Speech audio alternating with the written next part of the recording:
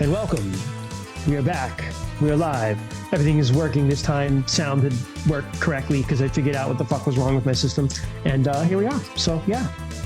Welcome. Thank God. Vaesen back with no stupidity is still going to be a part of everything we do. But no one shot that's stupid tonight. Now, correction. The one shot wasn't stupid. The one shot was great. We were stupid. Well, that's what I meant. Yeah. It was a great game, actually. Yeah. That was fabulous. Back to Vaesen, where stupidity will be punished severely. Yay! Oh, I'm so excited to be back. Yes, welcome back, Sarah. Yeah, that's right. Sarah's here. Yep, I had my little mental health break. Wow, 24 months, Stock Void. Thank you, man. 2 years. That's God 2 whole years. Damn, homie. Thank y'all. Take this off. It's fabulous. All right, folks. Christian, it's time to recap. Yes. So, first, Amber, have you seen my Black Phillip shirt? Oh my God! It's an old school like Disney Black Phillip. He looks like Horace Horsecollar. He says "Live Amazing. Deliciously" on the bottom. It's beautiful. Fantastic. So, to recap, and it's been quite a while, so Christian's old memory is going to kick in here and see if I can remember everything, which I'm pretty sure I can. We were in the lovely English countryside, investigating in, I can't remember the town's name, so you got to help me out with that. Brancombe. And Brancombe had a problem with the legend of Old Mog. And unfortunately, Old Mog came back. She was like a winter hag and started freezing shit in town. We got to figure out what was happening at the end. We got everybody into the church. Troy's character, Ronaldo, and his trusty dog managed to off screen, because Troy is being Troy, managed to talk to the police chief and the prisoner boy, and on the way back to town found the little girl's body, and managed to get there just as like a horrible winter storm hit, and everybody kind of gathered in the church. We were going crazy trying to find like a sacred club, because Saint Buren had used a club to like beat the hag, and so we were looking for something sacred. We couldn't find anything, so we blessed like the cross and a bunch of other stuff just in time, because Old Mog was a coming. She came and she literally, everybody else got off pretty easily, but Rosalie got her shit rocked by her and almost Riley died. also got a decent ass kick. Riley got, that's true. Riley got his ass kicked pretty hard too. Rosalie way more though. Yeah, Rosalie got curb stomped hard, but I think literally at one point. Yes, she did. She managed to skirt around and avoid most damage. But at the end of the day, I don't think Nora got hurt at all. No, she didn't. We were able to, with the help of Father Ambrose. Nope. Hold Nope. on, No? I got it. Reverend. Reverend. No, I don't think it was Reverend. It's Edgar Longby. Yes. Edgar Longby. Edgar Longby. Father Reverend Edgar Longby. Longby. I was hoping it was bird. He had blessed a shotgun, and we managed to like finally get rid of Old Mog. She turned back to a stone after just pumping her full of sacred blessed lead, as is always the way of getting rid of anything that's giving you a problem in your life. You just bless a shotgun and fucking shoot it. So we won, basically, but at what cost? And Rosalie had her throat torn open and is now like talks like this. She talks like the cougar at the end of the bar at closing time, and it's giving Roz from Monsters Inc. Yeah, she's just like, darling, this is how I talk now. Wheeze. That's not going to kill your throat by the end of every night. Well, hopefully One I heal moment. now. Burger is savagely attacking my door. That's Burger! not cool. Yo, talking about Burger, there is a new emote. There's a couple new emotes. The most important one is Max dropped in chat earlier. There's a Burger emote now. We have both stream cats as emotes. Yeah. So there's a Burger. So we have 3 free emotes for followers, including our Detective 20, the Vibe Check button, and Descara Thanks. And then for subscribers, we have our little GG button, Winnie, and Burger. This is the one room she's not allowed in, unfortunately.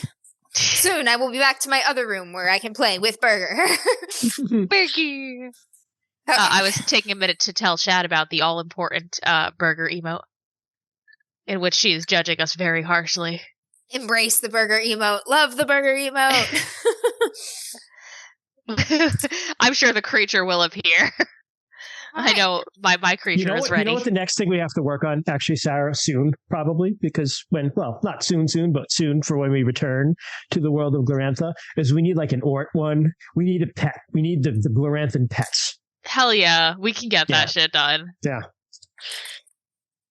We just need to pull them from Catherine's.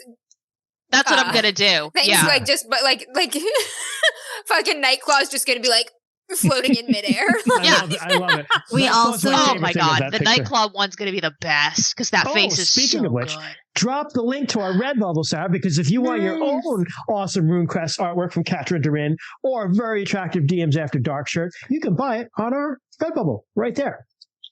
There's so much condensed attractiveness in this Look at piece of art. I have Miss Arissa as a little sticker. She's beautiful.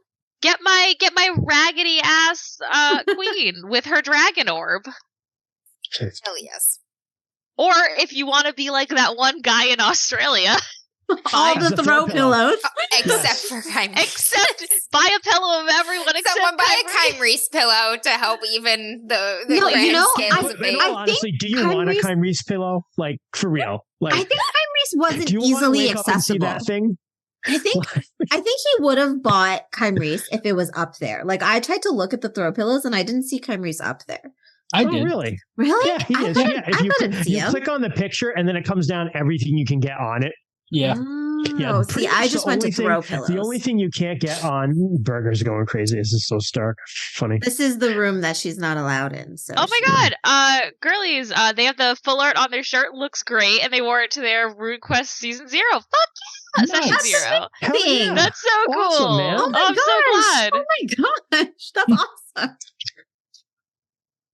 Our little nerds are on merch. We did it. Oh my gosh. We're so cool. Little Our / hot big mess. nerds. Yeah. You know, pretty split Our down small the and middle. tall. Yeah. Oh, yeah. Arissa is smack dab in the middle at 5'8". Sounds tall to me. Oh yeah, no. Yeah, we had the 2 tallies, the 2 shorties, and Arissa. It's great. She went to the other door and started scratching the shit out of it. Nice. Queen! Clever. Look at that clever girl. She's like a "I will not be velociraptor. denied." I'm like, we're months away from the door handle. Like, Clever girl. Clever girl. I'd respect the shit out of that. I cannot get my camera where I like it. I just okay. Pretty good summary, Christian. Thank you. Our investigators I honor the survived sacred some path, of them as with always. more margin than others. The encounter with Old Mog, the ancient hag, was banished once again to her stone form, and the villagers of Brandcombe were hard at work discussing what should be done with the stone. Everybody sort of agreed that it was a bear. It was a bear, and with the new body being Does torn that up while prove their that prime maybe suspect. it's not safer to be in the woods with a bear? It's certainly safer to be in the woods with the bear than Old Mog. Truth. So the villagers agreed, along with the investigators, that the story they're going to tell the officials is that it was a bear that was savaging the villagers of the countryside. With the most recent attack, young Emily having been killed and savaged in the same way that Miss Daisy had been while their prime suspect, Billy, was imprisoned. It was impossible for the inspector to hang on to him at that point. The evidence was irrefutable. The doctor in Annensbury had been saying that it was a large animal like a bear or some sort of wild cat since the beginning of this, and those elements combined together secured Billy's release. He was returned to his very grateful and relieved family, and the investigators stayed for the Feast of St. Baron, which was more somber than the usual springtime festivities, but nonetheless was an opportunity for the community to begin to pull together again and heal. With the forever gratitude of Edgar Longby for saving his village and all of the people he had come to love there, the investigators departed back for London. Some carrying various scars, some more visible than others, with them. As a reminder, various scars and a piece of a thorn bush.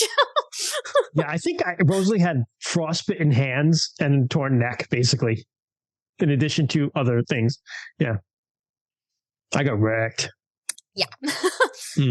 You've returned to London, and in the next coming few weeks, lick your injuries. Can't pull the Chimeras pillow for it. That's not for you, Amber. Don't worry. Okay, I was like, well, there's something about a Chimeras pillow in the chat popping up.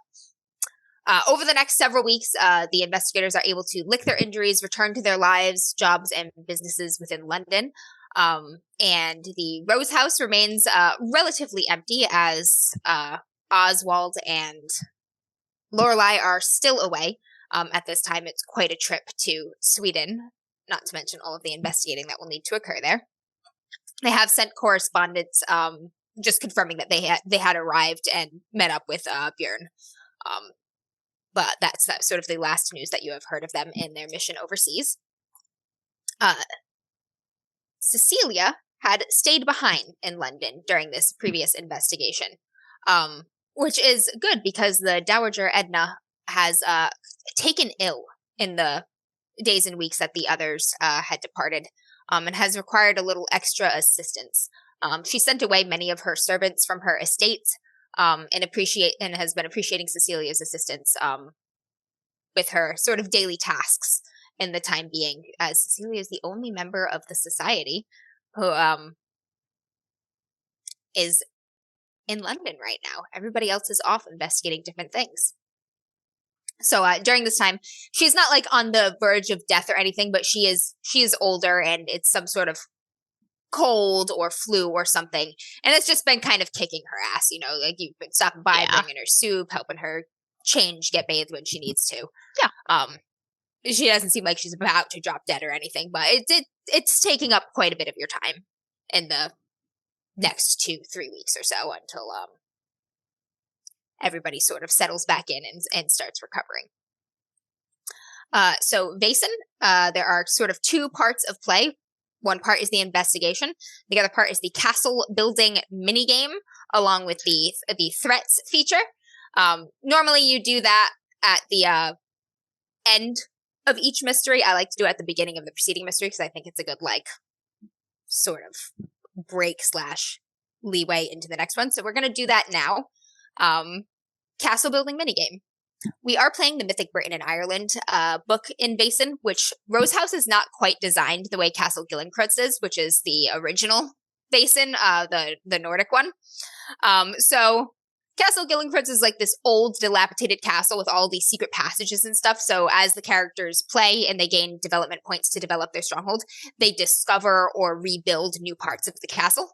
Rose House is like a couple story, kind of row house in the middle of London that doesn't work as well for discovering whole new rooms in this very finite space. So we are still going to use the castle building minigame because I think it's really cool and it is fun to display and stuff. We're just going to hand wave why didn't we use the infirmary 3 sessions ago when so-and-so is bleeding to death? And we'll just be like, because don't look at the man behind the curtain. And that's why. So we're just gonna do that. All right. Characters earn development points to build up their stronghold, basically. At the end of the mysteries, I ask you another set of questions that are different than the personal questions that you gain for personal XP. And this is to get development points, which are spent by group consensus to upgrade your stronghold. I'm going to begin by asking questions. We have to think back about stuff that happened in the previous adventure, those of us who were there. First question is, did you play at least one scene at the headquarters? Yes. That is yes. Yep. Did you encounter a new type of Vaesen? Yes. Did you visit a place of magic? Yes. Yeah, I'd say yeah. Oh, we did. Yeah, I would say the Stonehenge area. I would agree with that. Yeah, and the cave. Yeah. Were you subjected to magic? Rosalie was. Yes, I would agree with that as well. I think enough of you encountered the hag's sort of curses and whatnot to count. Did you bring occult books or other important items back to the headquarters? Rosebush? We brought a stick. The stick, I will tell you, is unimportant. No. Did you make important contacts? Yes. I mean, we befriended the parish. He wasn't a friend of ours technically before, yeah. Is he important? Yes. Because I want a point. He's important. I will throw that point to you because this is a shorter game. Also, like in a longer, more sprawling campaign style game, I would argue that the reverend of a very tiny podunk parish is relatively unimportant in this scheme of things. But I want you to get enough stuff to be able to actually build the castle a little bit. So. Yeah, and we also met like the doctor and like some of the official people in the city. Also podunk small. Okay, all right. If this were a longer game, I would definitely argue for Edgar being, because he was an acquaintance of Arthur. He's also somewhat of a historian, too. Damn it. Oz. Yeah. God damn it. He makes the same mistake all the time. The guy also, like, legit, like, stood up and fought the Vaesen. Like, he's a guy who could be like, yo, bring that sacred shotgun. You're like, I would argue that a priest with a shotgun is an important contact for people who fight Vaesen. I'll accept this argument within the scope of this game. Was the mystery particularly difficult and epic? I mean, it was that's kind of big. I think the showdown was pretty epic. It's kind of big, and she like snowstormed. I think it was big and epic. I mean, I feel that way because I almost died. So my character almost died. So I would argue she also brought like a winter storm like outside of through the town and like.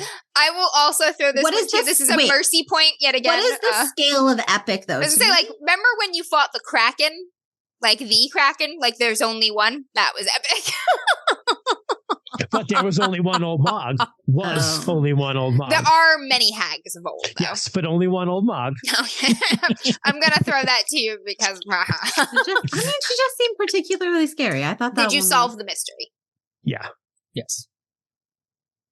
All right. I have you at 5, 6, 7 development points. Hell yeah. I guess Billy's alive, so yes. You figured out more or less what happened. The last bits being a little bit about Daisy. I told you. Yeah, I was like... You more or less figured out what happened. I don't really know what happened. Okay. The other thing that happens is after development points are had, people can then build upgrades in their stronghold. The more upgrades that you build, the greater your risk of rolling a threat is. A threat is something that happens in or around your base of operations that is like a complication. It's very much like the entanglement function in Blades in the Dark. The more stuff that you do, the more notice that you draw in your home from the outside things. This could be people from the past coming knocking, some sort of Vaesen coming knocking, journalists getting nosy, a cop sniffing around, things like that. I am not going to roll for it. I'm just going to make it happen this time because I also want to showcase threats. Normally in a longer style game, a threat will not occur between every session. The more that people build and do, the more likely a threat is to occur, but it doesn't happen every time. Okay. That said, so you do not have to worry about incurring a greater likelihood of threats by building stuff, so feel free to build away. On page 89 of the core rulebook, everybody, if you will turn your attention to it, there is a list of upgrades. Upgrades come in 3 types. They are facilities, contacts, and personnel. Due to the different nature of Rose House from Castle Gillincrud's, obviously some of the personnel will be different. Namely Alcott Fisk. You already have a keeper of the Rose House. You cannot hire another one. Ellis Hawkins is very, very proficient. So take a look. A lot of the resources cost 5 or under. A few of them cost a little more, like 6. Pay attention to the prerequisites. This is another thing that rewards diverse groups, so groups that play a lot of different archetypes. A lot of the prerequisites are having a member of a certain archetype in your party to help. We have 7, correct? You have 7 points with which to spend. Okay. I mean, one that I think is cool is Seance Parlor because I'm an occultist, or Rosalie is an occultist rather, but that costs 5. That would be almost all of our points. So, I don't. What are you guys thinking? I really like the botanical garden, which we need like a prerequisite for, but I like the garden. No, I was also looking at the botanical garden, but the Seance Parlor is also super cool and does fit directly with Rosalie. Where's the Seance garden? It's on page Seance 90. Parlor is 90. Yeah. It's under the pigeon loft, which, goddamn, I love the idea of a pigeon loft. Oh. Maybe we should just do that. We could just send the pigeon. Fucking love pigeons. We make it a raven loft like the ravens in the Tower of London. Chip sandwich. Yeah, it probably would be a raven loft. And just have a raven. Yeah, a chip sandwich. Chip sandwich, yeah. He just left one campaign to another. Yeah, that's all he did. And we'll kill him in this one. Seance Parlor sounds scary, guys. Gilry's in chat asks, can you add a murder hole? There is a dungeon, Gilry's. So, I was just going to say, close. With a little flair, it could be a murder hole. I think there is a torture chamber? Or is that a different game? I just saw... I think that's Mutant. They're self-flagellation tools. They're self-flagellation tools. Yeah, that's how I saw that. But that's the kind of torture that brings you closer to God. I think I was also thinking of Blades in the Dark. You're right. Possibly, yeah. Yeah, there's lots of cool stuff in here. You can get a chapel, cellar vault. Yeah, a murder of Crowsole. You can get contacts like a banker, a fixer, a journalist. Well, I'm nowhere rich enough to get a banker. I'll tell you that much. Christian, there's a forgotten gallery. Let me see. What page is that? It requires an occult library. Yeah, this is nothing we can get now. Yeah, so but also have to get the occult library first. The occult library could be interesting.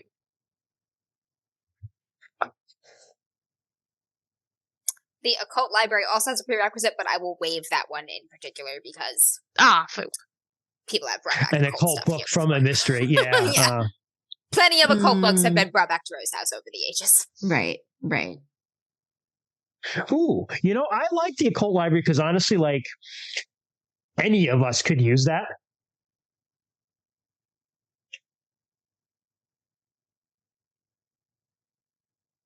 It also opens up a lot of other potential rooms. Temple, workshop, archive, gallery, probably more. Yeah. I like that. Wow, the infirmary I'm with that if anyone else is. The infirmary is also really nice. Where is that? It's I think it's on page 89. Oh, okay, yep, I see it. Makes it possible to push all physical recovery rolls. We got our asses beat. Yes, although we did get our asses beat at the end of the arc. Yeah, you managed to not go. You did all right. So, we didn't actually need your previous ass beatings had all been from pushing yourselves. We also do not. I have resources too. And we don't have a doctor in the group. I'm poor as shit. I am also poor. Yeah. Where's my resources? Cecilia, are you poor yet or just becoming poor? 2. Yep. She's at resources 3. She's like stable enough because she had that one good book. One big check, yeah. But it ain't gonna last for long until she gets another one. Yeah. So she's stable for now. For now. Yeah, I like Garden or Gardener, and I'm fine with the Occult Library as well. What do you think, Kent? I am looking at personnel. Yeah, that's where Gardener would work. Oh, you mean like we could we could get a banker and just have it be a version of me. So the banker is a contact. Contact is somebody who works outside of your establishment who Christian helps you. In the game. Personnel is somebody who you actually hire. Just a hired financial planner. Yeah. Oh, the Gardener is also kind of expensive. The personnel for inside. I have rich taste. Because I think, did someone say, Jess, did you bring up the house physician? No, I was looking at the infirmary. Okay. Well, we need the infirmary for the house physician anyway, yeah. But the house physician automatically treats broken and 2 conditions for all player characters at the headquarters during one scene per mystery. Damn, he won't house physician without an infirmary. Yep. Yeah. We're like, can you come work for us? And he's like, where's my infirmary? We're like, behind this wooden wall right here. We haven't built it yet. Sorry. We could get a stable boy. Do we have a stable? Get the stable boy. Is this like a pool boy, stable boy sort of situation? Or Yes. Because we don't have horses or a stable. You just have a room with a lot of hay bales that need to be thrown in hot weather. So, ironically, we meet the prereq for stable because of Troy. The prereq is resources or vagabond. Damn. We do have a vagabond. I would think there would already be a stable here, but I don't know what the book has. Yeah.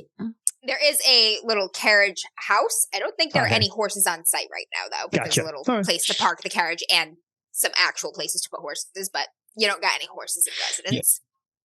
Now, can points? I presume points can be banked until future. Correct. Anything you don't spend, or you can also choose to not upgrade anything and save for an expensive upgrade, but they don't disappear. Yeah. So I'm going to just say, like, I would think, not using meta knowledge, but my knowledge of the time period here, like having our own horses isn't going to be that important because the transportation system was pretty good. That's fair. We're in like a major city. We're not going to be, if we're in London, we're going to be able to get a cab and we're going to be able to get a train pretty much anywhere that we need to go. Close enough that it'll be close enough. That's true. That's a good point. Yeah. No, that's a good point. How now? Because I'm looking at the infirmary now that Jess has pointed it out. Resources 5. Yeah, we're poor. We're really poor. What do we? Does it mean like? That means at least one character in your group must have a resource score of 5. Oh, no one. No, that's correct. No one, yeah. Okay, got it. Just like in America, we don't have enough money for healthcare, and we're just gonna die. There's a reason that you are tending to the Lady Dowager right now. Oh yeah, yeah. The author is tending to the lady. Yeah, that tracks. Hey, we can get a contact for the police constable.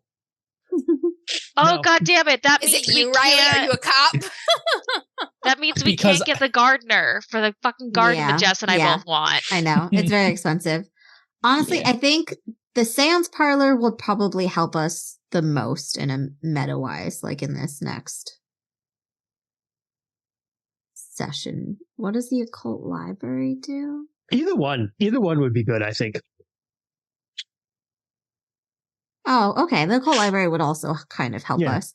Does this mean this can only be done once a mystery, or is this? It sounds like it's not per player. It's just one time in the mystery ever. Yeah, that's what I thought too. Yeah. Okay. Yes, one player you would choose. So realistically, it's both of them are a once a mystery thing. Yeah, that's fine. So I would say they both kind of do the same thing.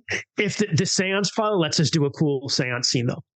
So that could be more fun. I know. And scary and creepy. I feel like for RP purposes, the seance parlor could be really fun. Or creepy and scary. Both. Or both. Or both. Yes, most likely both. All right. Seance Parlor seems like is the vote. Everybody good with Seance Parlor? Yes. Yeah. Seance Parlor it is. And I believe, what was that, 5? That is 5. I think it's 5, yeah. 5, you have 2 left. I don't think anything costs 2, so. No. Not even the Stable Boy costs 2. I thought it costs 3. very beginning that costed 2. The Butterfly House costs 2. Yeah, but the Butterfly House needs a bunch of requisites. Yeah. The Butterfly House is after like 4 other things. Trust me. The Butterfly House and the carp pond, where I was like, that was the first thing I was looking at too. I thought the carp pond looked cool too. Yeah. But then we need the garden, and that needs the gardener who costs money that we don't have because we're poor. Yeah. Like, does anyone have resources above 3? No. You broke ass bitches. Yeah. So that is something that I don't know. Some of you were putting rolls in your pockets after eating at the Rose House, so no. I don't know if we had gained experience finally for a thing. I don't know if anyone had spent their experience to level up their character. I have. I don't remember how that works. And Sarah, I'm not gonna punish you for taking a break. Go ahead and take what's everybody's like average experience? So I had 9. I had 9 too. Oh, I must have spent it then because I have 3. Okay. Yeah, I must have. Sarah, take 9 experience. What do I do with that, Amber? So you have little experience, checks on the bottom? basically 5 experience points are used to buy an upgrade. An upgrade can be an increase in a skill or a talent. Or another talent. Now that you are not first level characters, not just being made characters, all talents are available to you, even talents across classes. Your resources is also a skill you can increase, meaning that you can go to a 4. Sell a couple short stories. Where is the information? Sell a spicy short story about a Mothman. Money comes in. It would be her. 1800s tinglers. Yes. Y'all, all I gotta say is, if you just want like a good time, go to Chuck Tingle's Tumblr. That man is a goddamn treasure to society. He is. He is still trolling that Texas library that wouldn't let him wear his bag. Yep. So great. So good. I have to check out his serious book.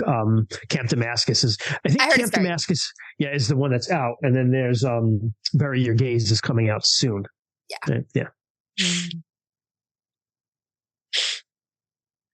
So I have actually read 1 Tingler. Yep, everything costs 5 for an upgrade, and an upgrade is either 1 point increase in a skill or a new talent. Okay, thank you. I just wanted to double check. I spent mine. I got a new talent. I got focused for another talent for the investigator. Nice. Being that whenever I investigate, if I have any mental conditions, I don't have to. I don't roll minusing those. Nice. Yes, that brings us to the next part of the between session stuff, which is some of you were broken. Yes. I think it was only Rosalie. It was only Rosalie. It was only me. Someone among you lucky. were broken. So, once you're back at the headquarters, that is when we check to see if any of your injuries or insights become permanent. Let me find that. It's in here somewhere.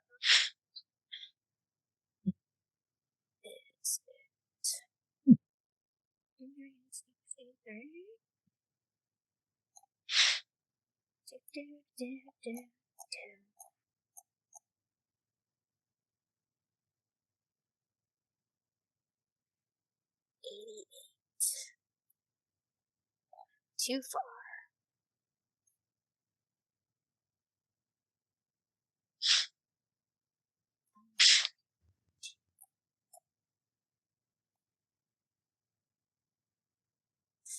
Lied to me. All right, I took an additional talent. Nice. What did everyone else increase? I took something that I'm not going to talk about yet. Fair enough. You will find out when you find out. Spooky ooky. I have stabbed in the back, aren't I? No.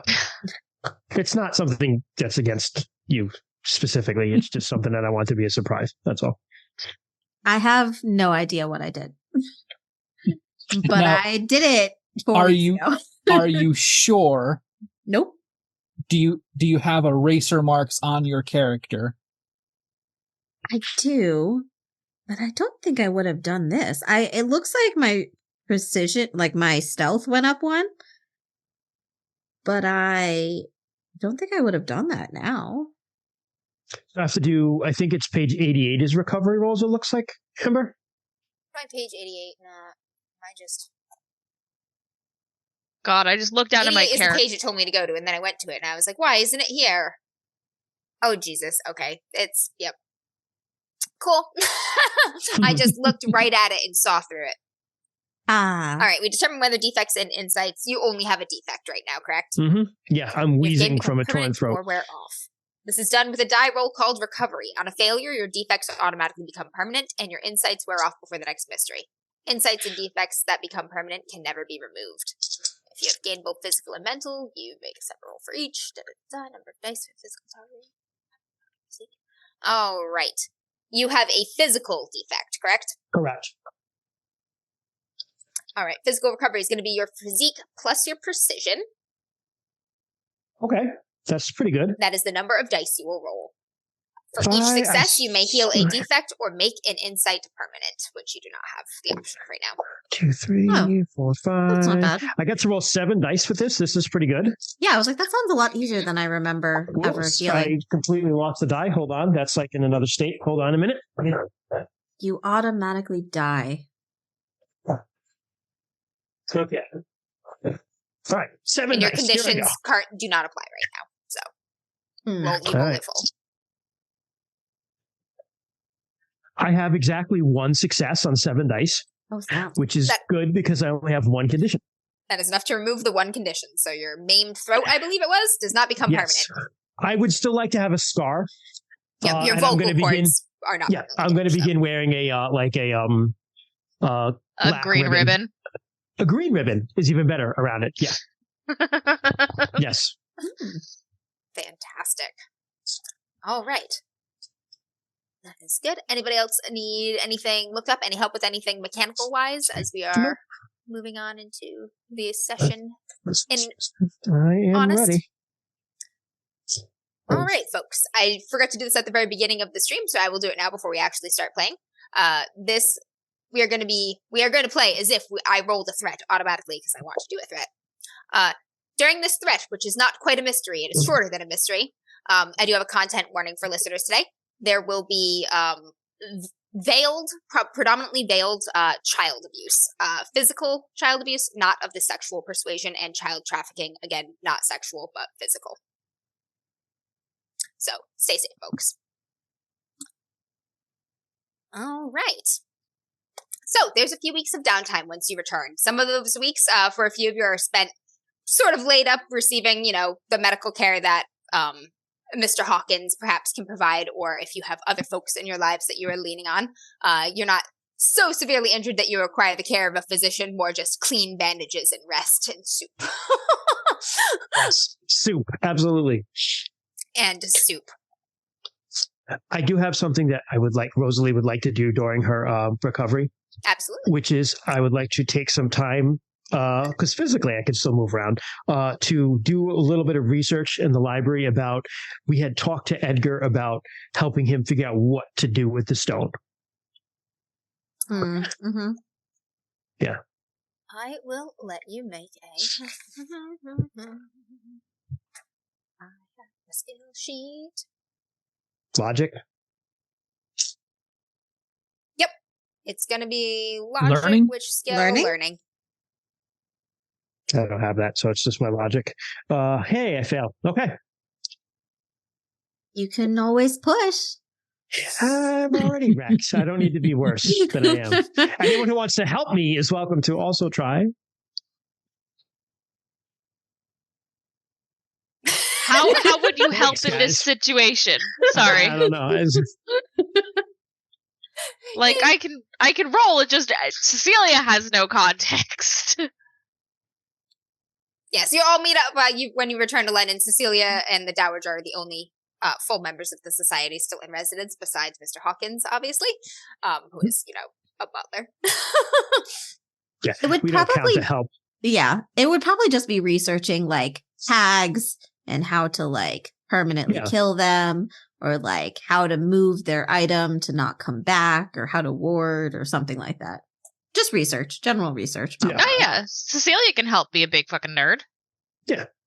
Yeah, so it's... You may also make a learning test. So, I just want to double check. So I roll dice equal to my logic plus my learning. Skill. Yep. Mm-hmm. That is 6d6 for ye old nerd. Ooh, Heck yeah. smart cookie. I did not roll a single 6. We can't find anything on this to help this dude. I mean, Rosalie, you're trying really hard to help hard. Edgar, but you keep getting distracted by some of the more like lavacious stories and illustrations in some of the books. Pan. And then I'm like, Cecilia, look at this. And in turn, Rosalie distracts you, Cecilia, with said lavacious stories and drawings. And less gets done than you would like. You do read a couple stories about hags or similar like creatures being turned to stone or other inert material, and there's like one where the villagers drag it out to a swamp and they sink it in a bog. I'm gonna like that write sort him a of letter. thing. Actually, honestly, I'm going with that. I'm just gonna write him a letter. You should sink it in a bog. Yeah, I'm gonna address it to my own Saint Buren, my dearest Saint Buren, and I'm going to write him that, eat the fucking thing in a bog, basically. Yeah. Then you draw some boobies. Yeah.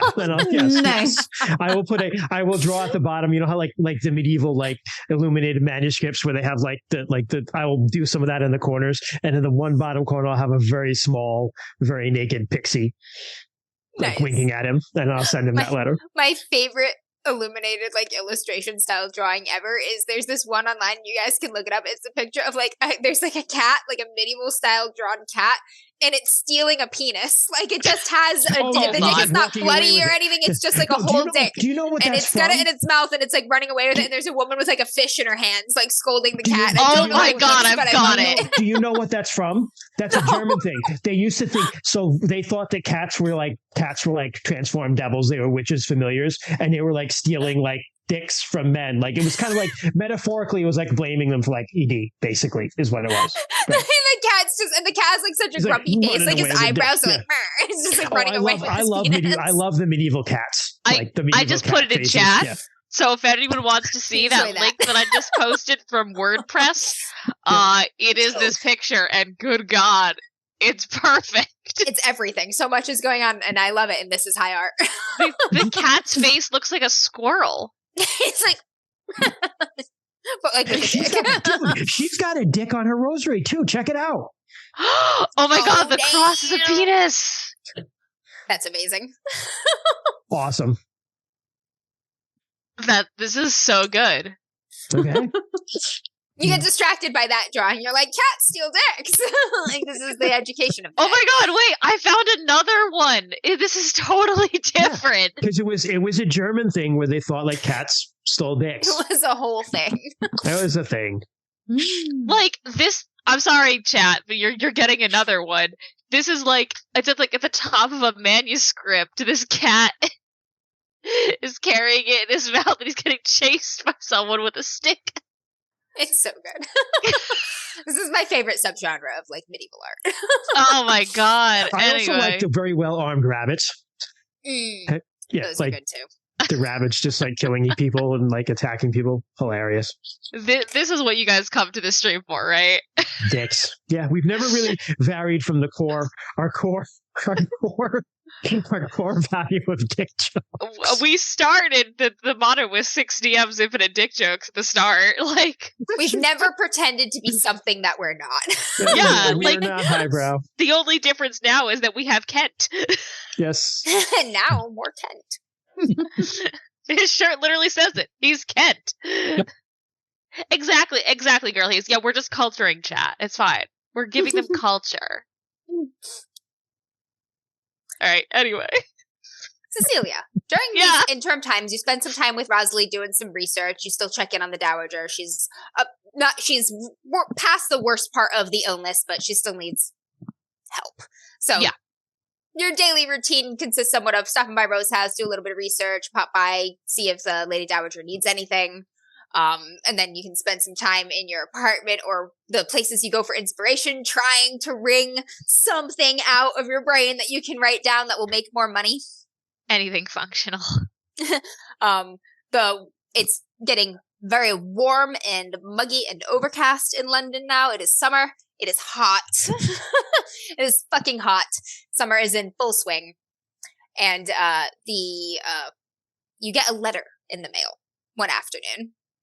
The courier comes by, delivers to you your mail, which there is a couple fan letters. You probably still receive 2 or 3 a week. People like your work. It's left an impression and people are still discovering it the way people discover, somewhat salacious things, as it did a bit of a stir in the society. But the other letter is from your publisher. Oh, okay. Oh, okay. Yeah. All right. What's it say? Brace yourself. Open that up. And it's basically your publisher, sort of in a rambling, roundabout way, sort of says that, your sales have fallen below a certain threshold and they are going to stop printing your book. It basically explains that the next check will kind of be the balance of your funds in your account and there will be no more money after that. Wow, fuckers. You're reading it and you're like, considering you're still getting fan mail here and there, you're not sure if that is exactly the whole truth and nothing but the truth, but nevertheless, you certainly believe that the next check that you see will be your last. You feel the pinch of the constrained funds tighten around you, but a little bit more as you look at your apartment that you have been paying for, out of closely managing the funds that you have and stretching it as long as you have, as you've been struggling to write something with even half the shine of your just breakout novel and you're not sure you're ever going to be able to do it again. And that's just sitting heavily on you at this time.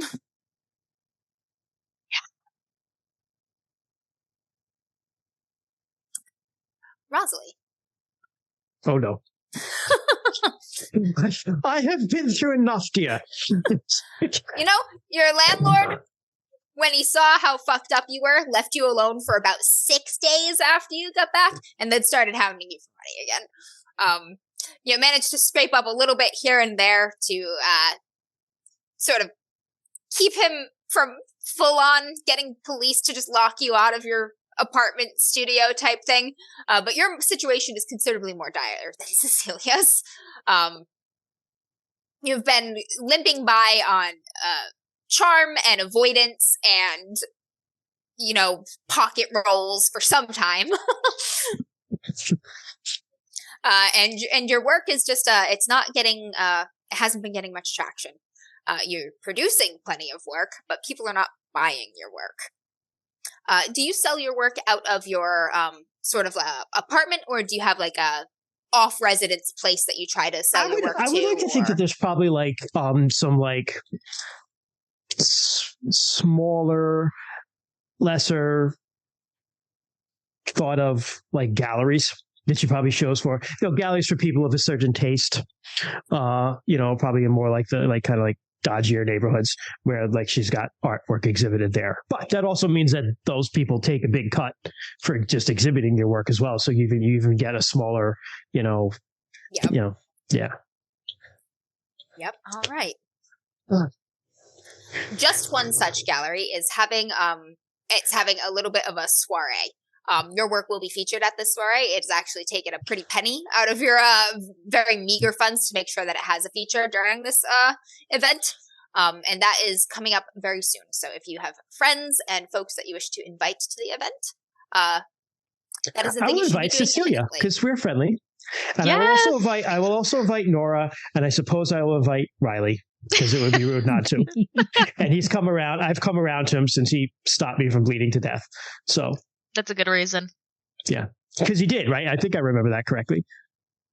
I don't remember because I'm sure he did something nice for her when she was absolutely wrecked. So no, yeah, he did render medical care to you and help. You just stuck your thumb in her torn open throat long enough to keep her from like. I believe Riley carried you back to the I think he did. Yeah. The house and like got the fire going and put you in front of the fire and stuff. Yeah. Because you were like freezing to death. Yeah, yes, Nora did medical care. Nora did the medical care. Riley carried you back and got warmth going. Yeah. Yeah, so they're the good eggs all around. All right, so you all get invited by Rosalie with various degrees of enthusiasm to attend this this event that's very important to her at this gallery. She says it with like a little pause, probably, before gallery. Yeah, definitely. But work is being showcased at a gallery. And she's hoping there will be something of an auction.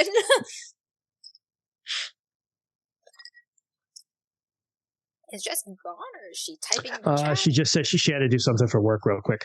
Yeah, I'm back. I just finished. All right. Is everyone attending? Yeah. Duh. Yeah. Yeah. Yes. I now consider Rosalie a friend as well. Aww. It only took a vicious hag to bring us together. Yes, it did. Nothing bonds people together than life-threatening circumstances. Trauma bonds.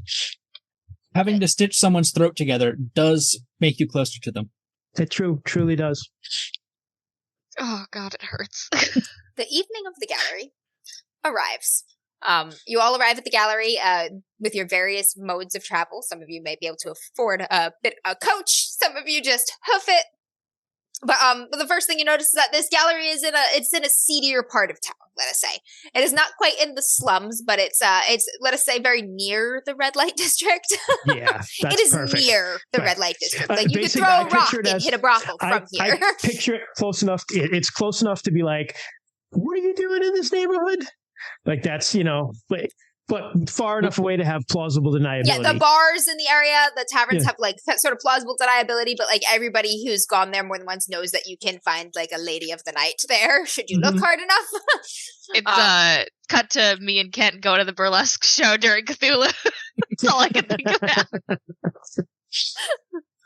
Off-stream game, anyway. Yeah, we had good times because we actually hang out with each other beyond this. Shocker. We do. But you arrive at the gallery. Are any of you arriving together or staggered? I mean, Rosalie would probably be there early because it's her thing. But if someone wanted to go with her early, like she wouldn't ask anyone to. But if someone was like, "Oh," she would certainly not say no to having someone there. Cecilia would probably go early because this is an artistic event and Amber, for reasons, she wants to keep an eye on who's showing up. Excellent, girl. How close are Rosalie and Cecilia? I know we we share some secrets, but outside of that, we kind of know each other, right? Yeah, I'd say they're decent enough friends. I don't think Rosalie knows all of Cecilia's stuff. Yeah, I think likewise, but good enough friends. Yeah. Yeah. Oh, Cecilia, you're a doll. Thank you so much for coming. Oh, no, I wouldn't miss it for anything. Are you kidding? Oh, I need tonight to go well. I need it to go well. Do you have anyone special coming? Oh, no, not like that. I need money. I need it to go well. Well, yes, I understand that completely. Yes. Yeah, I can only lie to my landlord so much, so I might have to kill him. I'm just kidding. Cecilia, you're starting to relate to that more than you ever hoped you would. Yeah. She was actually gonna. She goes, I understand that a little too well. Publisher's pulling me. What? They're Why? not printing any more copies. That's ridiculous, but your book is amazing. Why? They say it's not selling enough, but judging bullshit. by the regular 1 or 2 fan mails I've been getting a week, I have a feeling that some people that were not very happy about my particular choices got to the publisher's wallets. Fuckers. Yeah. Well, or not fuckers. Is really the problem. Yeah, you never know. But yeah, so I get where you're coming from a little bit now. So we will see how that goes. I might have to move, and I don't live in a nice place to begin with. Where do you think you're gonna go? I don't know. Wonder if we can maybe we could stay at the house. Is there room? There's always room. They have rooms. Would be worth a try. We'll ask next time we see the Dowager. Hopefully when she's feeling I invited a little her, better. but she probably is not going to come to this. But I politely extended the invitation, but also told her I would understand completely that if she didn't feel up to it or didn't want to be seen down in this to the red neighborhood. light district. Right, exactly. Yeah. With her gout. Hey, we can get a stable boy and maybe take her mind off of it, This is the stable boy The neighborhood. red light district has the best stable boys. Yes. I fucking spit on my mic when you said that.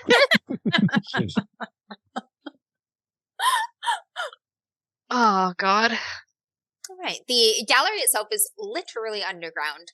It is entered through a door in the back of a kind of tall, crammed brick building. This is the sort of place Christian would love. Yep, Yes. the stairs go straight down. They are narrow. They are stone into an old, what was probably not too long ago, like dirt basement, but has sort of been, the floors have been paved and there's dark wood paneling on the walls. The air is a miasma of smoke, different smokes, some of them heavily perfumed. There are incense. There's the distinct scent of opium smoke in the air as well. Everything is gaslight. They have no electric lights down here. And the gallery is sort of in this just sprawling kind of basement space. There are little bar tables, standing room only, sort of spread throughout. There is a bartender, kind of sketchy looking bartender. He is a little rough for a place that is kind of toying the line between elegant and decay here. He's got like some tattoos, he's got a big scar through like his lips, like he kind of got cut in the face with a knife at some point. But he's got a keg and some wine bottles, and he's putting drinks out to folks who stop by, toss them a few pounds. Pence. If you toss them a pound, you'd be tipping. Is it pounds in this time period? No, pounds. They had pounds, but you'd be like, that's a serious tip. Because you probably... Pence. Yeah. Tuppence. Yeah, pence. Something like that. That's correct. There is a sidebar in the Mythic Britain and Ireland that explains the coinage that I just cannot find right now. It's pence. I've written enough Call of Cthulhu scenarios, set in Gaslight. It's pence. Yeah. Yeah, if you toss me a few pence, there's a beverage there. And the folks here, there's an interesting vibe. There's an interesting sort of decor and air that people are putting on. It's like, it's not cheap stuff, but it's stuff that was expensive and is no longer. People are wearing like very worn velvets with like all the fuzz like rubbed off at the elbows and things. Just kind of finery that has fallen into disrepair, whether it was thrifted or it's just been used for a very long time, or these are folks who once did well and now are ne'er-do-well, is anyone's guess. This is Rosalie's exact vibe with her clothing and everything. Yeah. So she fits right in here. So Rosalie is going to bring Cecilia around and introduce her to the people that she does know. All right, Rosalie, a few folks here, like somebody, they're sort of in the aesthetic decadent art scene here and there, in the underground places. They are more on the poor side of that scene rather than the noble side here. But they're the cooler ones.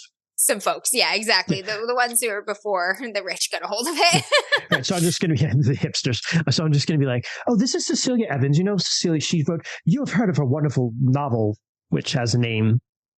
I don't think I ever titled it. I'll figure that out by next time. My ass, and he was a wonderful lover. Jesus Christ! You heard of it, and I'll figure out a title by next game. Mothman ate my ass in a Denny's parking lot. No, Denny's parking lots are for fighting. Who's to say if it started or ended in a fight? You may have read her work in it. And, about 1 and actually 3 of the people that you know here has read Cecilia's work. And a few of them are like, oh, darling, I never expected to meet you. This is so wonderful. And a few of them try to pry out. They're like, so-and-so is a woman, though, right? Like, they're trying to be out. They're like, I think they give me their theories. Like, I think that they're a woman because of this and this and, like, all these little things. And they're like, they try to get little clues out of you, but you ain't talking. But they take that in the good way. They're trying to deconstruct in a way, oh, because of these behaviors that are feminine or this or that, and and then somebody be like, but actually, what about this and this? And they get a little kind of discourse going about it. She loves the finer points of like what is and is not gender. What is Cecilia performative. is living for it. She encourages the discourse. She throws a couple cents in, and she every time this happens, she gets like really excited. Yeah, evening's going a little. You're like, wow, we weren't necessarily expecting to run into this down here. One of them buys you a drink. Oh, thank you. Nora, Riley, feel free to arrive. Yes, I definitely don't come early, and I probably don't come right on time, but maybe just a little bit late. Nora will show up.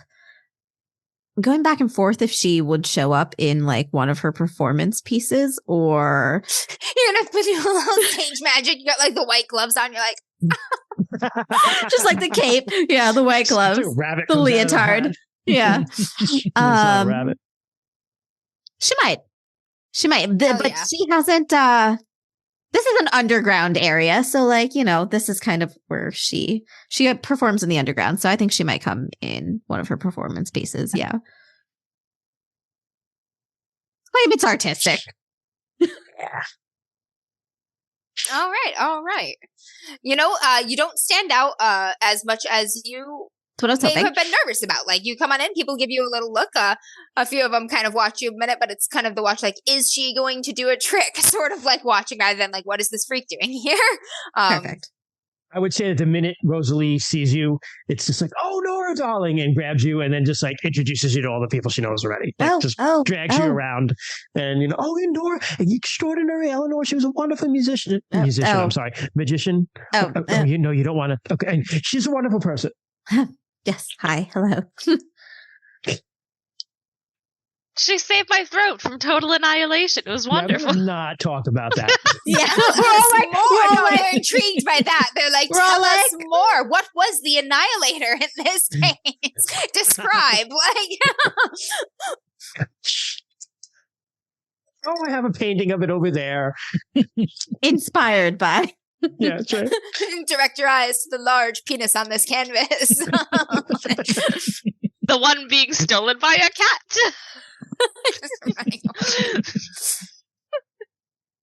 Yes, I like to think the cat's name is Biscuits.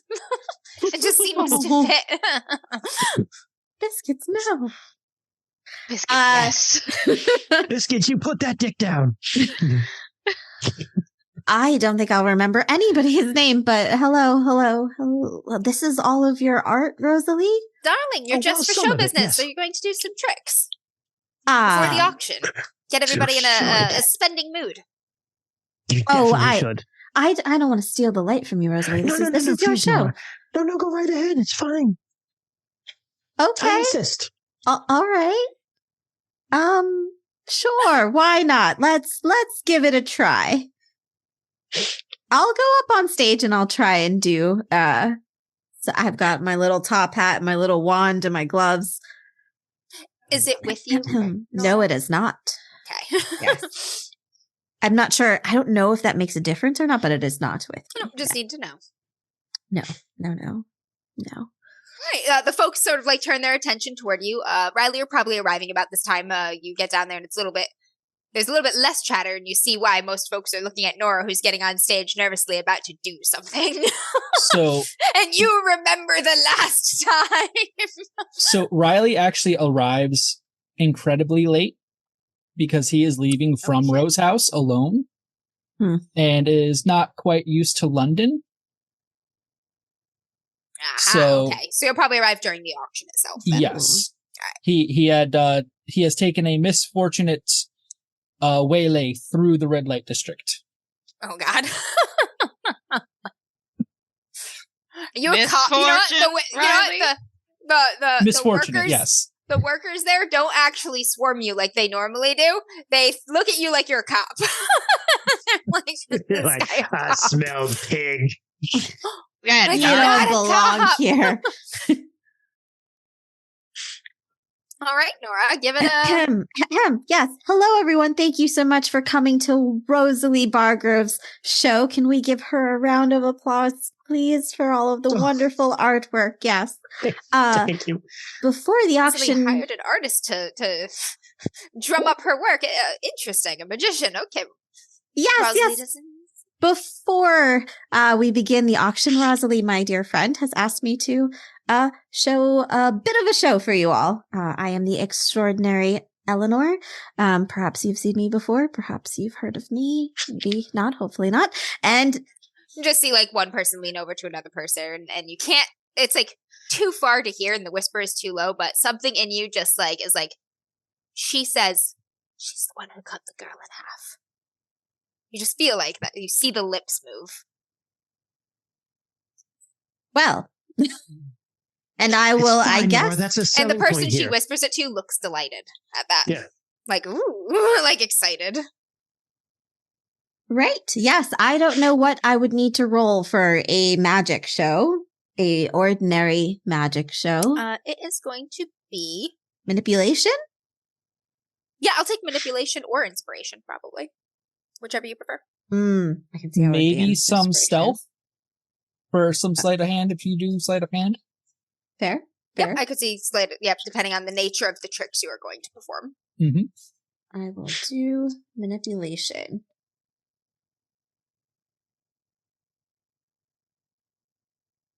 What would be a good art show magic trick? Pulling colors out of my hat? Just cards. I said colors. Oh my goodness. Colors. Oh, I should probably do some weird stuff for Rosalie's show. Yeah. Right? Mm-hmm. Right? Levitate. Do some wow. Well, I rolled 10 dice for manipulation. Oh my And I God. got no successes. Wow. Wow. How many We rerolls have do we have left? re-rolls, Jess. Yeah, use that, Jess. No. Come on. You We know, have that's all right. on So my many show. rerolls. That's Yeah, pretty Yeah, how many befitting. times are you going to perform? That's pretty befitting. You can use it. We have so many. We have so many rerolls. How many do we have? We've had rerolls that we haven't used since RuneQuest, Jess. We Or used actually, we used a quite a few during bunch the Vaesen when we finale, were actually. fighting the Sorry, How hag. many? updated. How many? I don't know, We- because people We gave only us more, used though, the so ones Yeah, that we we got us more. got during. Yeah, Yeah, we so only it's used the ones that we still got good. during Vaesen. Yeah. Okay, so then I'm gonna say we still safely have like 10. It's okay. I'm gonna keep it. I think it's pretty befitting. She's a pretty fallen magician. I'll keep the failed 10 dice up there. All right. Wow. What Fucking up tricks my are you trying to auction, perform? Jess. Sorry, Rosalie. What? What sort of tricks are you It's trying to alright. perform? I'll let you know how bad they go. Ooh, okay. I mean, I start off pretty simple with just some like colored handkerchiefs and stuff like that off the sleeve, and just like coins, popping up What- here and there. What's your the big act? The big finale. Yeah, what's the finale? Oh God. Let's see. The big finale that I used to, well, yeah, right. Probably she would do some like the big finale that I imagine her doing now is kind of juggling swords and doing kind of some like minor like cuts that aren't really there, that like kind of disappear. So like fake swords that kind of like she pretends that she's like slicing her arm or slicing her hand and there's like blood splatters, but then they disappear by the end of the show kind of situation. That sort of thing. All right.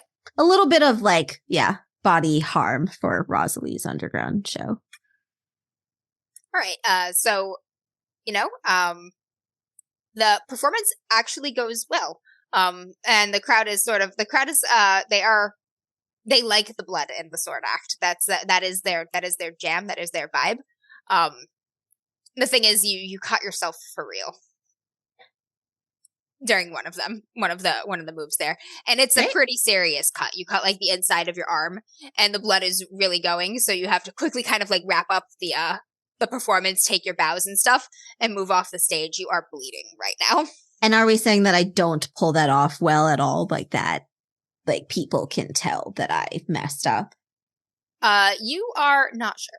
Not sure. Okay. Yep. You quickly ran into like closing the act and hurried off the stage. People are clapping. Some pences and whatnot, get tossed into your hat. People start talking. Some people are watching you. Rosalie. More people than you like are watching you. You are bleeding. Wonderful. Your arm is tucked behind your back. What do you do? No, I'm going to go ahead. Yeah, Riley.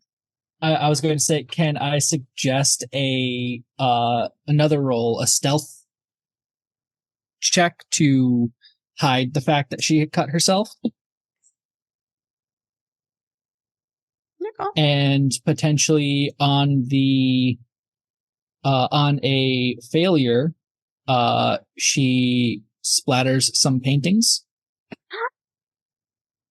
And or not on a failure.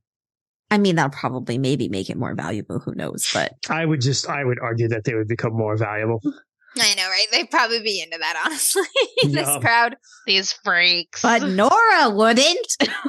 or so in, maybe I have no money to buy my own blood paintings. Yeah, we can do a stealth check to conceal your injury for now.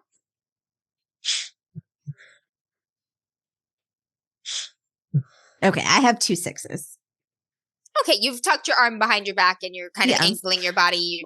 You know how to work angles and how to hide things from people. So you are making your way off the stage, arm concealed. You're going to need to wrap that sooner rather than later, especially because blood is going to, you feel it running down your sleeve. Like it's got a good, it's going at a good kip here. Good clip. Mixed direction. Look that way. Yeah, just point to Rosalie. Yeah, Rosalie. Clap. Oh, thank you, Nora. That was so wonderful. I am going to run off stage and run behind it or run somewhere where I can be alone. There is a outside powder room. Yes. There's a powder room here. There's only one bathroom. Ladies and gents must share. Small establishment and all. Yep. But you go in there and no one is in there at the moment. You can brace the door and start trying to deal with your arm. Yes. At this point, the auctioneer calls everyone to, gather around. They'll be beginning the auction now, ladies and gentlemen. All of the pieces that you see here tonight are available for purchase. To the ladies, gentlemen's, fair folks all of discerning taste. And the auction begins. They auction off sculptor's work first. Bids are going. These are not fetching ridiculous numbers here at all. You are among other starving artists with misunderstood visions and whatnot. But some of the pieces are selling. Not all of the pieces in the first group sell, though. And then, Rosalie, your pieces are showcased. I just hold hands with Cecilia and be like, "This is it." She kind of gives her hand a little pat. Just, you've got this. We'll do great. Bidding begins on the first piece, sort of lukewarm like it was with the sculptor. Not the numbers, certainly not the numbers that you were hoping for. You do get a couple bids on it. It sells low. You're like, I'm gonna be eating gruel tonight. The person who does purchase it seems quite pleased with the purchase, though. They do like the art. You're just, the broke selling to the broke Okay. is all. Rosalie, what's your favorite piece in this collection that is being auctioned tonight? Who? It's a very personal piece for her because it's related very much to her vaguely and half-remembered episodes. Rosalie paints a lot from just almost automatic painting, not necessarily automatic drawing, but she tries to get very deep on almost like a trance state and just kind of draw what comes to her because it's her way of trying to remember what happened to her. And so this piece is a piece of the Moors. It's the moors. In the distance, there's a house. Very far in the distance, it's a grand manor. And walking kind of forward, but in shadow, is a little girl holding hands with this big like Pan figure. While there's they're cast in shadow because there's a storm playing over the house. There's thunder and lightning crashing, so they're like backlit, so they're in shadow. And they're walking over the moors. It's a little girl holding Pan's hand, basically, and walking somewhere. Not to put any pressure on you, but what's the title? Fuck. That's it. Just fuck. Just fuck. No. I'm just kidding. I just pulled that out of my ass. That wasn't enough. All right, let me think. That was pretty good. Thank you.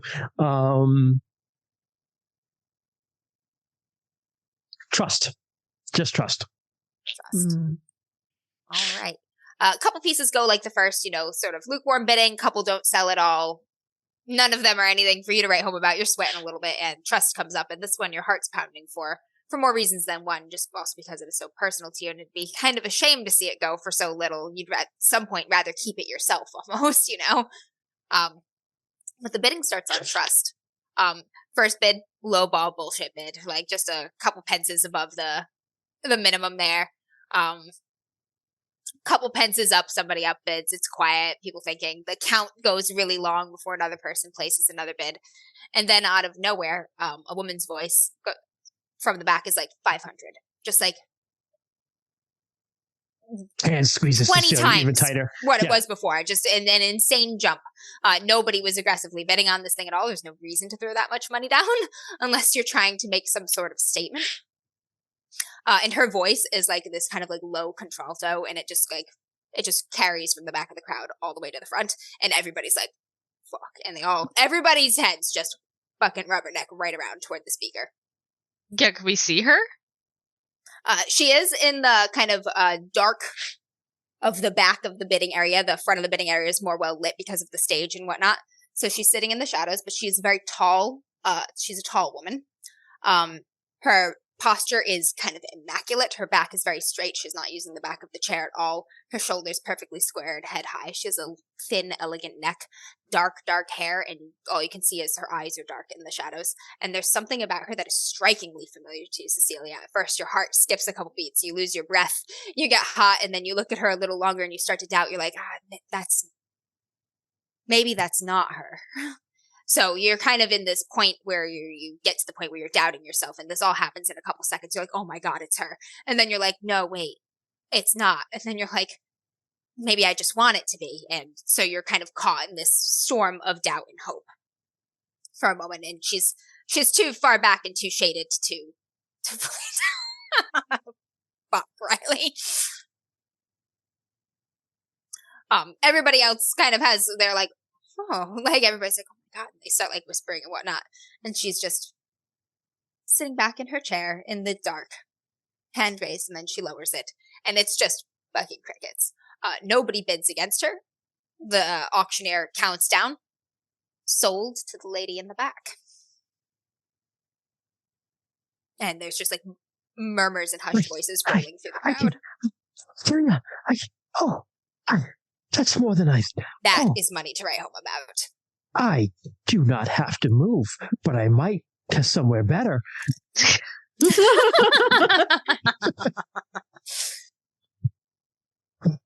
The auction continues, but the attention is now somewhat diverted between the pieces and the woman at the back. People are paying attention to her, and you can almost feel the air change. Like it's like starving wolves almost. They're like salivating a little bit. They're like, rich lady is here. Like you can feel all the artists like, oh my God, rich weird lady is here. So all their attention is like pieces, but like 50% on like how I'm going to approach and try to sell myself and my stuff to this lady as soon as this auction is out of my way. The bidding gets even more distracted and lukewarm for the rest of the thing, and she doesn't bid on any other pieces for the rest of the evening. But the auction draws to a close. The auctioneer thanks everybody, lets folks know they can come and pay over here at the corner, pick up their pieces. One of his aides comes and starts moving and packing off art and wrapping portraits and whatnot. And folks start getting up, and you can tell there's about 20 artists in here who are all like, I don't want to be the first person to approach her, but I am going to approach her. And they're all just like sizing each other up, seeing who is going to go after this woman first. And she stands and she starts to walk toward the door. And then everybody's like at once. Yeah. What do you do? Cecilia is in contention with the artist because she needs to know if she's going crazy or if that's who she wants, if that is who it is, or if it's just who she wants it to be. Like, she's gonna look a little stupid for a minute if it's not her, but she's willing to make that risk. Nobody is moving yet, and she is walking toward the door. She's wearing like a floor-length gown of far finer material than anything anybody else here is dressed in. Cecilia squeezes Rosalie. Rosalie wants to meet her anyway to thank her. So she just looks at you and probably saw you like being weird about this lady, and she's like, right, well, let's go. And just yeah. There's like 3 young, they got that pale, starving poet look gents who are like just about to walk forward, and you girls are just like whomp, like right in front of them, just boom, out of the way. And you beat them to the woman in the back. Riley, you are here. Having been sidetracked. Yes. Damn sidetracks. Excuse me, ma'am, She turns to face you. And her face is, it's strikingly beautiful, but a little bit severe. Like her cheekbones she's got very prominent cheekbones. Her eyes are very large and dark. They have a little bit of a hungry, like sunken look, but they're very sharp and intelligent as well. Very striking, piercing. Cecilia, now that you see her up close, it's not her, but she could be her sister. Like the resemblance is like, it's such a deja vu, dead ringer sort of thing. Like, have I been here before? Have I seen you before? Like, your smart brain is like, it's not her. You can tell, like, the nose is different, like, this is different, but, like, something about it at the same time is like, it's her. You're very confused. Yeah. I wanted to say thank you. And I hope you enjoy the piece. Says you're the artist. Yes. You have more talent in you here than all that lot put together, girl. Oh, well, thank you. Thank you. I like to think that we all make art in our own way, and it's all valuable, but thank you. It's a very personal piece to me, so it means a lot to me that it went to someone who clearly will appreciate it. I have just the spot for it in my collection. Wonderful. Seductive, isn't it? Yes. Yes. But somehow safe at the same time. Why I called it trust. I'm Catherine Denville. Rosalie Bargrove. She takes your hand and she raises it and gives it a little kiss. Oh. I blush a little. Miss Bargrove. I host events. And she looks at you for the first time, kind of directly, Cecilia, and she says, you and your friend, might be interested. I host my own sort of little artist forays from time to time at my estate. I'd very much like it if you brought a few of your pieces to one of them in the future. Oh, I would love that. I would love that. And this is part of my manners. This is Cecilia Evans, my friend, and also noted author. You might have read her book. Don't think I've had the pleasure yet, but do tell me the title. God damn it! No, insert title here. No, I will get it before next session. I swear to Christ. And I am terrible at accents, but she has a light Scottish accent. Okay, cool. What was her last name? Catherine what now? Danville. Okay. Yeah, so Cecilia looks at her hand, do a little, like, half curtsy. Pleasure to meet you, ma'am. Likewise. My next little evening event is the end of the month, the full moon. Oh, you can find me in the Hampstead neighborhood. At the Newford Hampstead House. Heath. Excellent. I think we can make that, don't you, Cecilia? Absolutely. I will have some pieces bought. I look forward to it.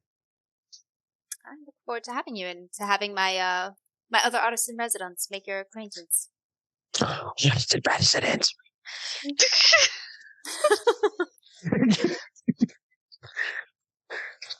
She gives you a little smile. Each of you meets your eyes for a few moments and says, "If you would not mind, perhaps slowing up the pack gathering over there while I make my escape, I would be very grateful." Certainly. I'll just block the door.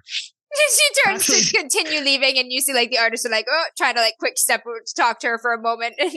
I'll just grab Riley to help. I'll like, Riley, yeah, come here. And I'll just start talking to him, but like right in the doorway so like they can't get around. Like, pardon, excuse me, Riley, you're very confused. Did you get here? Did you get lost? I was very much thinking like the door opens for her to leave and Riley's like outside the door. He's like right at the end of the night, he shows up. So Rosalie it's like is immediately just like grab you. Yeah, that's exactly it. Rosa's like, Riley, where have you been? And just kind of drags him in and like just talks to him in the doorway long enough for her to escape, and then takes him around and shows him her artwork. Like the artist like, excuse me, I just need to. I have to. Rosalie's just like, she's like physically steering you into there. Yeah, just kind of like, oh, look at this. Look at this, like using her as like a blocker. That's hilarious. One of the other artists comes up to you, Cecilia, and is like, "Did you get her name?" I already forgot her last name, Amber. I'm so sorry. Danville. Danville. Lady Danville. She's like, wow, that sounds like a proper lady's name, doesn't it? She has money. Yes. And yes. taste if she's down here. Clearly. She'll be at the next one. When is the next showing? I'd love to come back. There's another one. Beginning of autumn. It's quarterly shows here. Oh, perfect. I will certainly be sure to make it. We'll have to keep our eye out for her, shall we? Maybe she'll patron the gallery. Mm-hmm. Now that would be quite nice. A buzz with excitement. Oh yeah, no. Cecilia's will talk to people, whatever, but she will not give her first name. I don't know. Give the woman some privacy. Lady Danville. Yeah, Cecilia's great at being vague. True story. It's a talent. Quite literally. Nora, you've managed to clean and wrap up in the bathroom to the best of your ability. Your arm fucking is burning. It hurts. It's pretty deep cut. Did you miss the whole auction cleaning your arm? Did I miss the whole auction cleaning your arm? That would be funny. Up to you. Whatever you prefer. I'm fine with it. I'll come back out and I'll have missed Rosalie's section. It was like you were wrapping your arm and then there was blood all over the bathroom. You're trying to clean the blood and then you're getting more blood over and you're like, oh my god. I had to stop for a moment because you got woozy. A real life situation, yes. Passed out for a little bit. Yeah. I'm like, Nora, where have you been? Oh, I just went to the loo for a quick break. Is everything all right? Yes, everything is wonderful. Oh, okay. Did you eat something again that bothered you? No, I haven't eaten anything. Well, I've been telling you to watch out because it's the cheese you put on. It's the heavy cream you put on your scones. That's what's doing it. Yes. Shouldn't have had those for breakfast. Use marmalade. Right. That's why I use marmalade. But I sold a painting. Your auction already happened? Yes, you missed the whole thing. But more importantly, 500 pounds. 500 pounds? Yes. Oh. That's a lot of money, Eleanor. Oh, that's amazing. Even with sharing it with the place here, that's still like, I don't know what they take from you, maybe 60%. I don't know. We'll go with that. Yeah. So that's still that's still a lot of money. Yes. Rosalie doesn't do math. Neither do. Well, actually, Eleanor does do math. But yes. Cecilia, Do the paintings go for that much normally? No. Not here, no. No, some of the others were on the high end. But what would a high end be like? 20? 10? Yeah, like a kind of priciest painting here that went this night that was 50? Not in the 500 was like 30 pounds. Yeah. On the high end, things were going for 30, 25. Holy crap! Which one went for 500? It was even my favorite one. Oh well, that's good. Well, that's great. That's great. I'm glad it went to someone who appreciated it, and we got invited. She has her own art get-togethers. Hopefully more than art. Did you see the way she kissed my hand? But oh my goodness, there's a lot happening. You and Cecilia got invited? Yes. Full moon. Oh. Well, I guess wonderful. She has a number of artists in residence there. At her manor, her estate. Are you going to leave us to become a full-time artist, Rosalie? Oh, I don't know. He's like, fucking maybe. Yeah. They pay 500 pounds a piece. Artist and sugar baby. Yes. Peace out. Artist and sugar baby. Well, that is amazing. Congratulations, Rosalie. Thank you. Thank you so much for your magic show. It really was fantastic. That blood looks so real. Oh, that's the power of illusion, right? It's amazing. Thank you. Thank you. I really practice very hard. I've done that one a million times. And every time it's a little different, even though you practice 100 times. Huh. Are you hungry? Yes. Are you hungry, Riley? Yeah, I'd eat. I'm not sure we should eat anything here, though, Rosalie. No. I know a place. Are you hungry, Cecilia? Sure, I could eat something. Oh, good. Come on, it's on me. Don't spend it all in one place. I will not say no. At least 3. You go and make your arrangements for payment and whatnot with the organizing auctioneer. Yeah. Miss Danville does not handle her own money. Payment is being sent, obviously. And you start to head out. Riley, on your way out, there's a painting that catches your eye. It's done in very sort of low green hues, with a lot of dark grays and dark browns blended in, and just these highlights of low greens. And it catches your eye because it's a cradle. It's like a hand-crafted cradle, and the view is from overhead, looking into the cradle. And there's a child in the cradle, swaddled in a soft kind of dove gray blanket that has deep, deep shadows in the folds of it. And this child, just a couple months old, is looking up, and there's something so strange about its face. It has all of the right features, the little button nose, the chubby cheeks of a newborn, but its eyes are so wide open, so large and so dark, and they're staring directly at the viewer. And there's something about the perspective in the painting that even though you're looking straight at it across horizontally, you feel like you're looking down into it.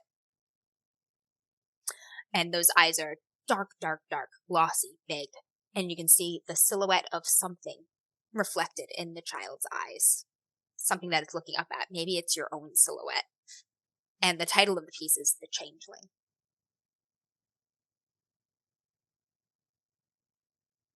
On their way out, Riley will pause for a moment at that painting, and he just stops at it and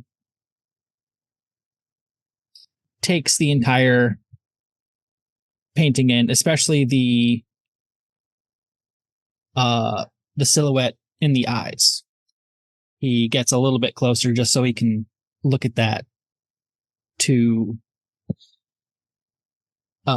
see if it really looks looks like what he thinks it is.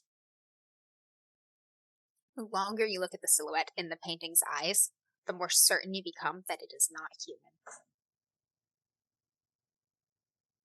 But what it is, you cannot say.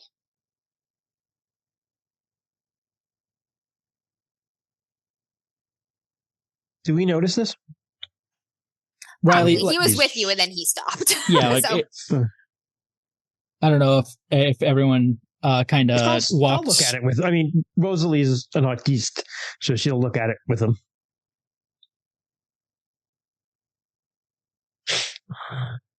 Riley's kind of absorbed into the painting. He doesn't quite notice you or anyone else around him if others had stopped. He's very focused on the eyes of the child in the bassinet in the cradle. I've seen this Riley once before.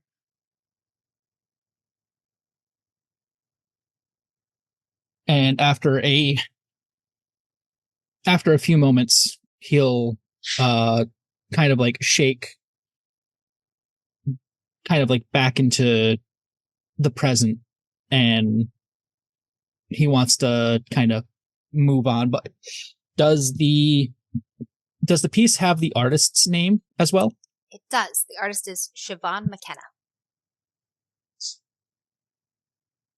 Does Rosalie know Siobhan? Nope. Never seen her work before, never met her.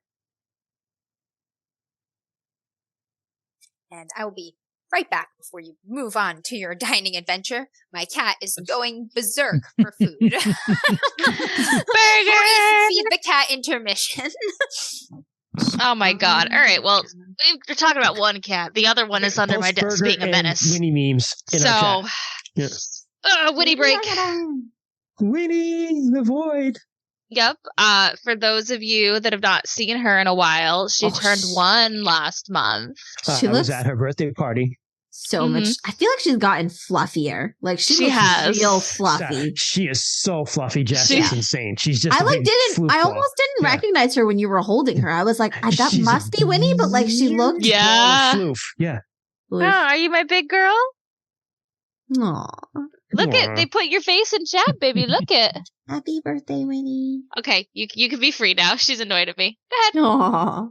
I had a cat. I don't think y'all know about my cat. Jess knows about my cat. I had a cat that adopted me, as cats do. Oh, old cat. Okay. When I was in an apartment with friends, it was literally an old buddy's grandmother's cat who she had passed away. She lived on a farm. He was a farm cat. And the daughters and sons were just like stripped of the land because it was rented land, and they were going to leave the cat. So they brought the cat back. They loosed it into our apartment. The cat like left the crate and then just like walked straight into my room, and I was like, motherfucker. And it said, that's the bitch. And he became my cat for like a few years till he actually passed because he was an old cat. His name was Lucifer. Oh, that's the cat distribution system at work. Razfox in chat, our cat adopted us too, hopped up in my friend's lap at the shelter and made herself at home. Aww.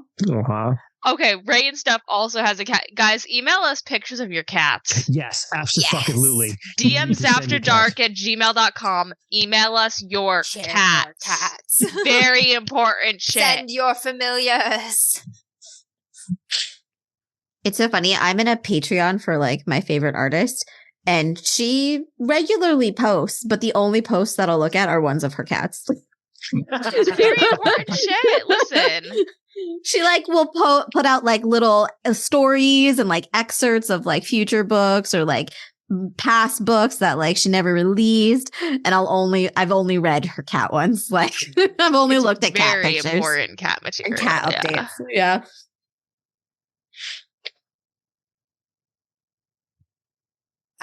Riley, you shake yourself free of the portrait spell and join your companions toward the establishment that Rosalie knows. 10 Bells Pub. What pub? 10 Bells. 10 Bells Pub. It's a real place. It's in Whitechapel. Oh. Is Whitechapel? I don't know anything about Whitechapel. Is it fancy? Whitechapel? No. Oh, no. The dive bar. Excellent. Whitechapel's really bad. Whitechapel's where Jack the Ripper killed most of his victims. Beautiful. It's also close to where Rosalie lives. And the 10 Bells is like the pub. The pub. Excellent. Yeah. Is it anywhere near the Thames? Yes. Whitechapel is on the Thames. Yeah. Yeah. All right. Yep. Perfect. You head to 10 Bells Pub. Is anybody here not used to being in the seedier districts of London? Riley's not used to being in London, so there's that. I mean, I'm new to it, so I've been around it for the last few months to a year, but it's uncomfortable because it's new to me. Yep. It's getting later in the night here. Yeah. You come walking out of this little gallery with the smell of opium and incense in your hair. Perhaps a couple of you have had a drink or two. Feeling all right. A lot of other people are feeling all right or feeling very not all right on the streets. There are two moods. Feeling good, feeling terrible. They're both here on the streets on the way to 10 Bells Pub. Once you get in the pub, that continues. Fair. But Rosalie knows the place. You see several regulars there whom you know. Rosalie, among friends, tentative allies. I would think that Rosalie is probably the most comfortable in this neighborhood, which is pretty bad. Because Cecilia doesn't necessarily live in a bad place. I don't think. She lives in like she's like lower middle class. Yeah, this is like this is like the last stop. Honest working neighborhood. Yeah. So, Yeah, Rosalie lives at like the last stop before you're on the street, basically. So, but not anymore because I'm going to cash that check in and get myself a place.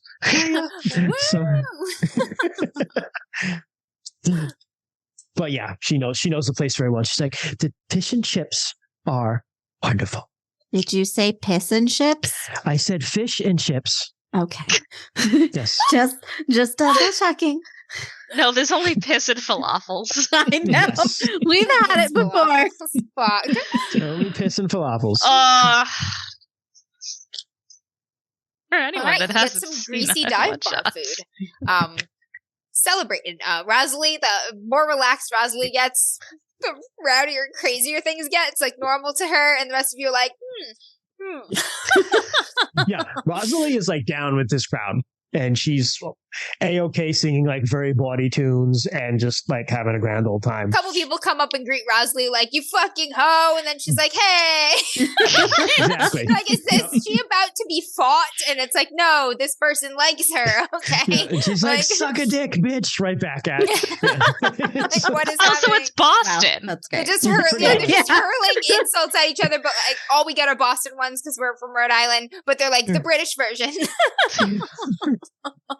Riley has been in plenty. Crumpets. Yeah. Your mother was a hamster and your father smelled of elderberries. Who let this Frenchman in here? Scaly topped. But after a little while, Rosalie seeming to know what she's doing, her confidence and at ease helps put you all in a better, more relaxed state. You're able to enjoy your food. Rosalie is not lying. The fish and chips are very good. Wrapped in newspaper. Nice. Delicious. Nice. But you have some food. Maybe a drink or two if you are so inclined, or no drinks at all if that's how you roll. Oh, Rosalie rolls with the drinks. Riley as well. Yeah, Cecilia will have a couple. Drinks. Is anyone not drinking? Looking at Nora, the only one who could be an adult. I will. The liquid disappears, but I don't drink. No. Nice. She fucking Nice. magic tricks booze. Yes. Yeah. Wow. Also, I've done don't that in real life. don't say Nora's the only one being an adult when Cecilia is the oldest bitch here at the ancient age of 30. 30. You. Oh my god. Oh my are god, the you're adult. 30? You're the adult. Yeah, Cecilia is You are. considered middle-aged. She's 30. She's seen Damn. things. On her way to being a thornback. Yeah, Cecilia is ancient. Unmarried, 30, God, childless. Washed up, Fucking shame. Riley would like to make a vigilance test to see Nora throwing out booze. Go for it. What would that be opposed? Stealth. Opposed stealth.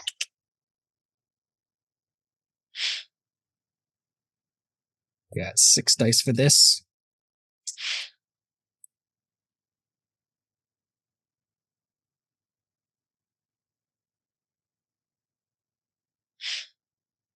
What'd you get? What'd you get? What'd you get? I got 1 success. Aha! I got 0. Reroll, Jess. Reroll. This is important. This one is important? Yes. No, it's not. No. Riley, you notice that she is not drinking the booze. She is getting rid of the booze. You suspect the bucket of peanuts on the table. Not only do you notice Nora, getting rid of the alcohol as opposed to drinking it, you also notice there's a child in the bar that nobody else seems to be paying attention to.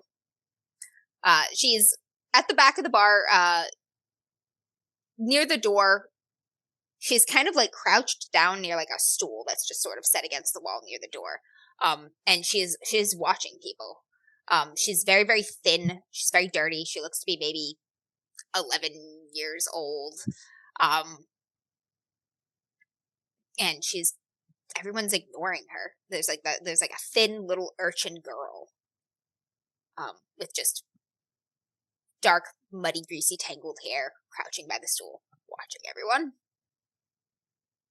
Riley starts to kind of berate Nora, just being like, it's like, you don't have to if you don't want to drink it, you don't have to be getting rid of it. Like, you don't have to pretend to have a good and then he just like cuts off after for seeing this child, and like you Nora, you could see him like look around you and start looking at this just child in the bar. Do I see what he sees when I turn? Yep. And he's going to get up, and he's going to see what's up with the girl. What's up with the child? She pays no attention to you as you kind of head in her direction. At that point, couple dudes get up and they're exiting the bar. They're laughing and talking loudly, and the girl kind of stands up, and she like makes a move to like pick a pocket. She like kind of deftly slips a hand in and comes out with nothing and looks dejected. They like move away too quickly, and then she just sort of like looks at her gloved hands for a moment. She's got like little finger tip gloves on. And she doesn't look at you. You like walk right up to her and she doesn't look at you. She just sort of like crouches back by the stool, like looking tired and hungry. Riley will crouch next to her to get in her line of. She kind of startles as you start to crouch down, and she like backs up. She doesn't look at your face. She starts sizing you up to like pick your pocket, like very obviously. And she sort of like walks around alongside you and is just like looking for a way to pick your pocket, like not trying to conceal it at all. Aww. He'll try to like look in her face, like try to get her attention to make sure she actually looks at him. Catch her gaze, and she startles. She goes, and her eyes kind of widen, like she's surprised that you can see her. And then she darts for the door. And he'll get up, he'll stand up and try to go after her. But Riley has been drinking at this point, so he will stumble over that stool she's been crouching next to. Riley eats it. That's the Irishman. Wait, no. Thump. You guys see Riley just like go over to this girl. Did we see the girl? Yes, you all saw the girl. And especially from like a distant perspective, super weird interaction. The way she was like looking at him, like you're like fairly certain, as weird as it is, that she does not think that she didn't think that he could see her. Like, she had no concern that he could see her. Probably because other people can't.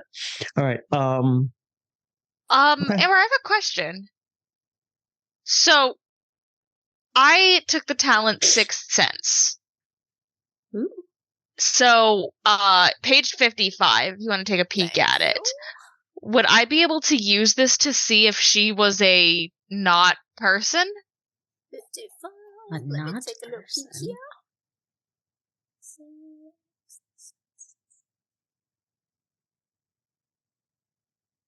Impressive.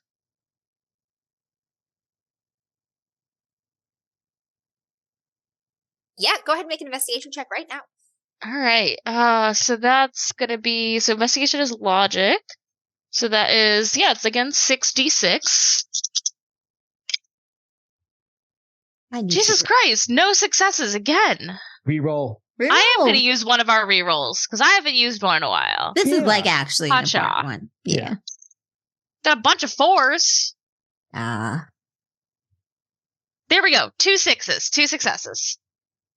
All right, and because it is an investigation test, this skill is used like after an encounter. It's not used during an encounter. So like as when the girl like runs out, you kind of walk over to Riley and you're standing in the area that the girl was standing in. Yes, that's fine. I'm not saying she goes after. No, she'll go over, help Riley up, and also kind of do a little peeky peek. Yep, you're standing where the girl was standing by the stool. You go to help Riley up, and you get the distinct like impression of the sea.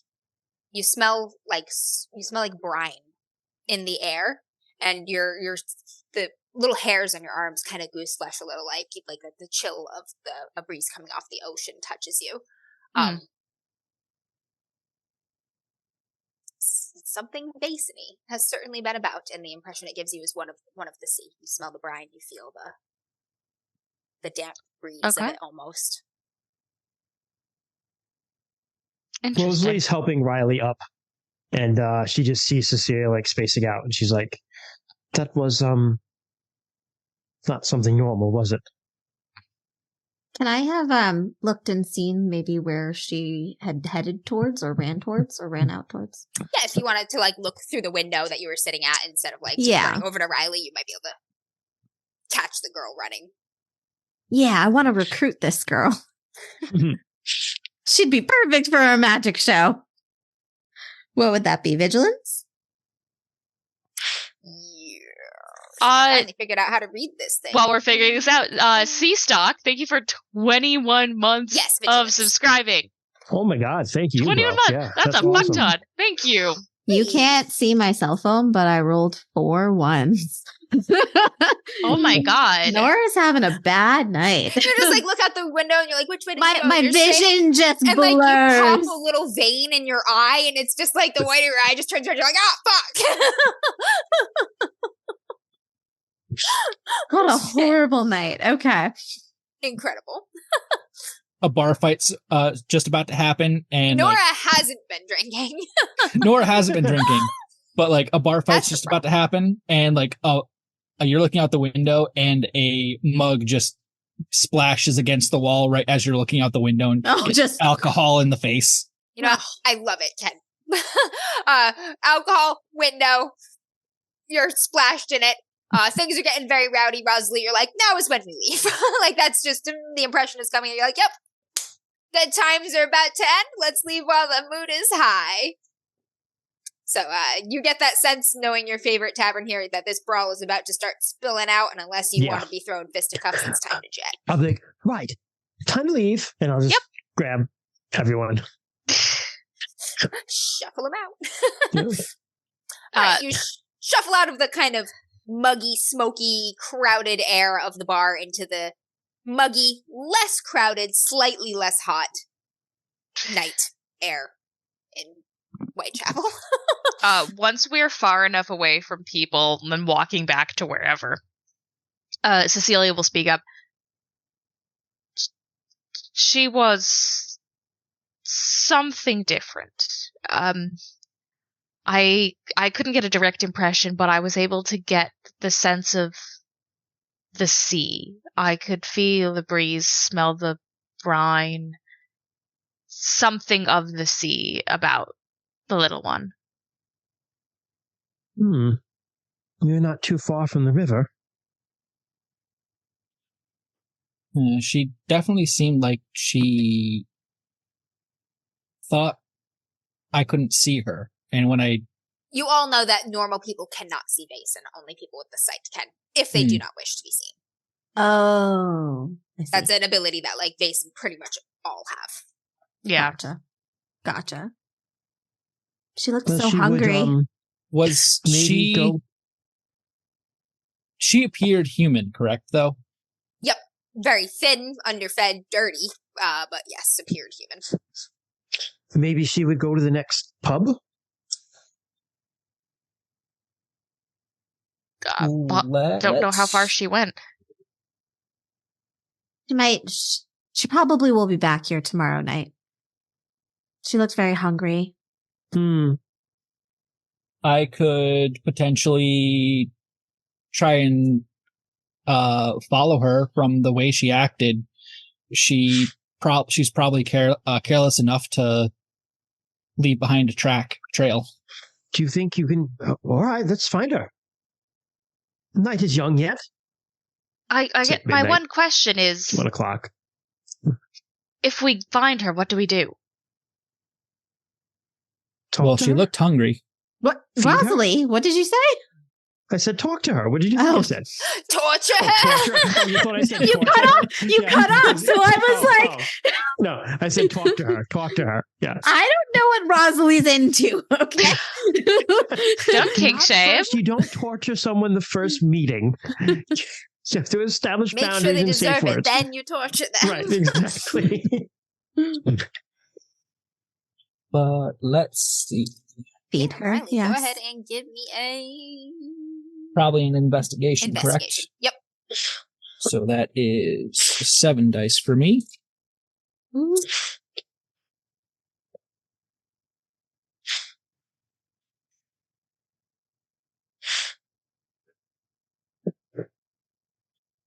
I am going to use one of our rerolls because I got 3 5s. You got it.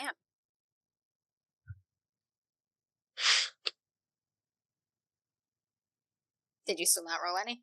I still got 3 5s. That's okay. Wow. That's okay.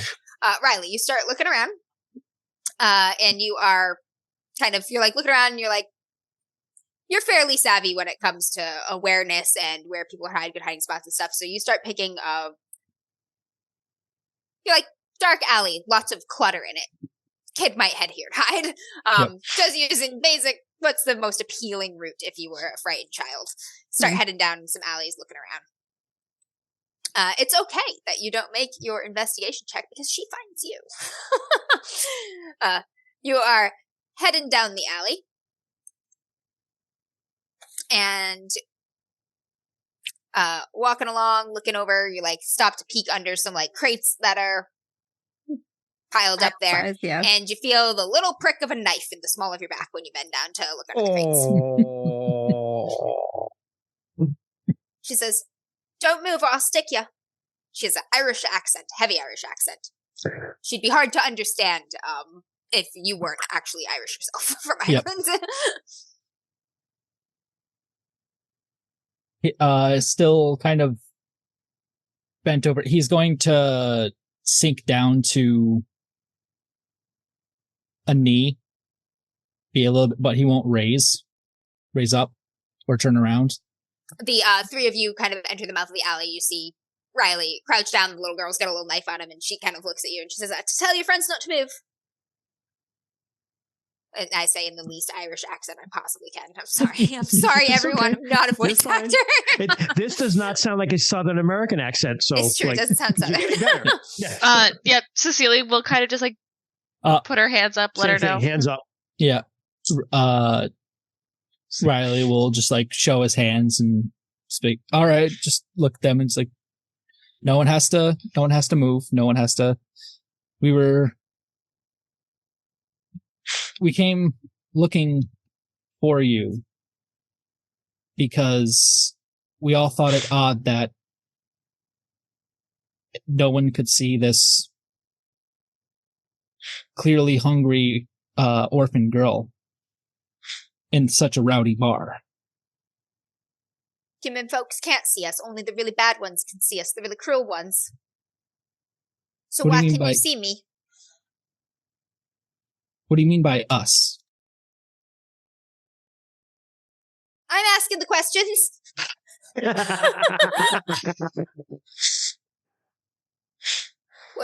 What are you after?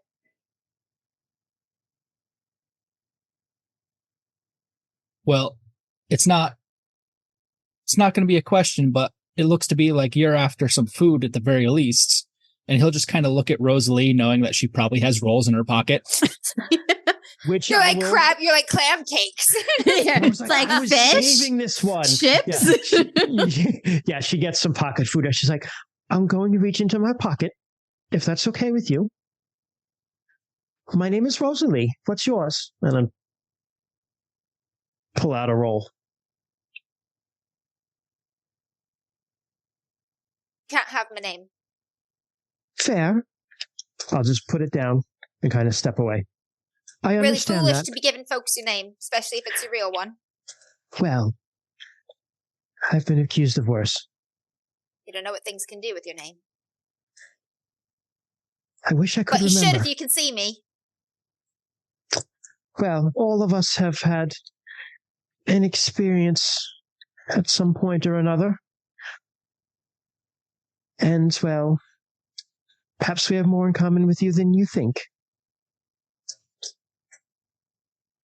I myself she keeps looking at food. spent. Go ahead, take it. There's nothing wrong with it. I myself spent some time with you, although I don't remember it as well as I wish I could. We ain't never met before, missus. And I make a learning. What you after?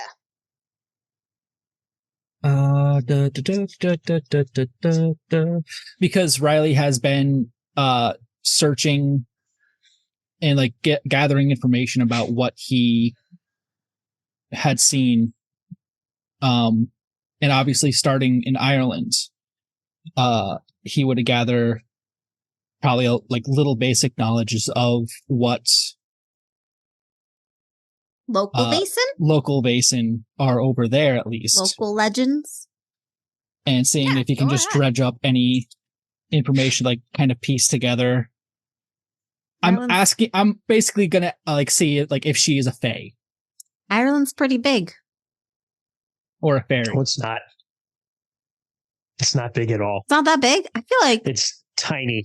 Ireland is very small. But it's still a country. Yeah. Like little counties have their own different little legends and stories. Yeah, but there's only like I think 4 counties in Ireland. No, there's plenty of counties. Is there more? Yeah, I think there's only like 4. It's County Cork, County Cork is the only one I can. That's the only one I know. But there are other ones too, and I think there are only 3 others. So I'm not going to look that up while you're rolling.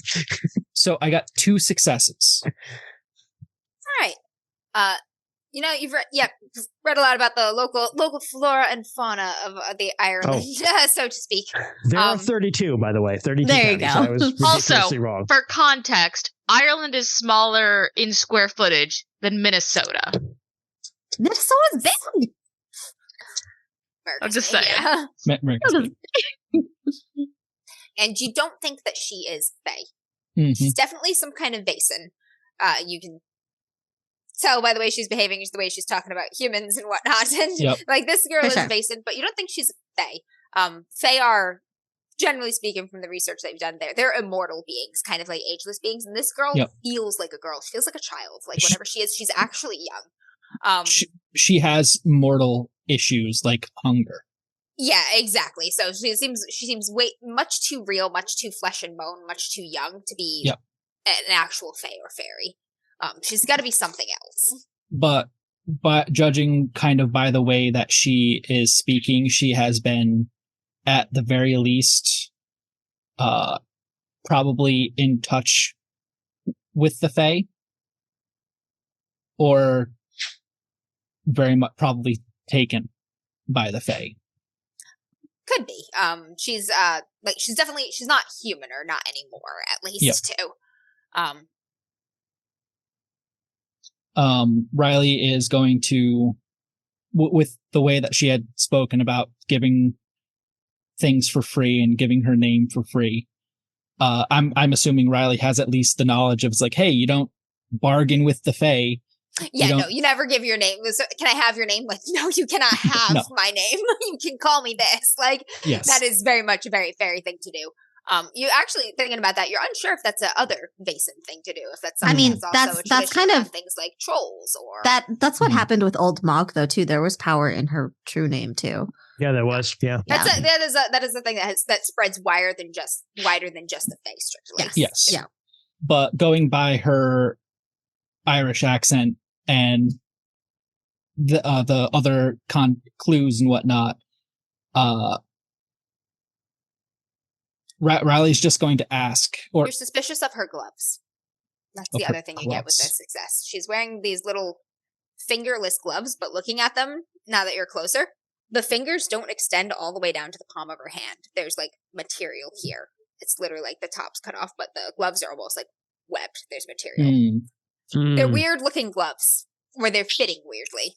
Okay. And do you remember what Cecilia said about the sea too? And you are extra suspicious about those gloves. Fish people. It's all coming back to fish people. It's her name, Beaujolais. Aww. It's June. Now, like, me as a player is trying to rack my head. You get 2 successes. You got you have read tales about like Irish tales about folks having dalliances with mermaids or with selkies, you know, and their children coming back with like the touch of the sea, webbed feet, large fish-like eyes, gills on their necks, things like that. Now I know like Riley's particular interest, as you know, is like children being taken by, but he probably also along those lines, it's children coming back, probably unknown children that have been taken, that have been returned. Oh no. Yeah, you've read quite a few stories too, like sometimes human children are taken, swapped with Fae children, sometimes they're just taken. Sometimes two human folks will think that is their child, but it is really only one of their children, and the other parent is a Fae who got up to some shit with the parent knowing or without the parent knowing, and their child is actually only half human. Or I'm thinking of any particular, also thinking it's just like that same line. It's like where it's a child appears and the parents are just like, "Oh yeah, we had a baby." Yeah, just adopting a fairy child and thinking, "Yep, like, yep." Yeah, we had a kid, right? This is our kid. But okay, let me. We only wanted to see if we could help. We are not the cruel ones. I mean, most of us are. All humans are cruel. Not all of them. I'm gonna let you up and you're gonna go back to your friends at the mouth of the alley. And you're gonna leave that food where it is. Can I leave some more? Yeah, is there more we can give her? She nods. I'll give her all my pocket rolls. I was saving one for later, but it's okay.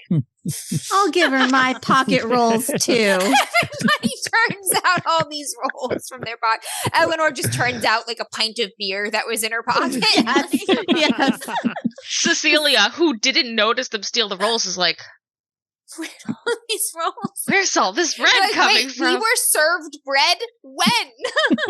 Never got a chance to see it because we're so good at stealing it.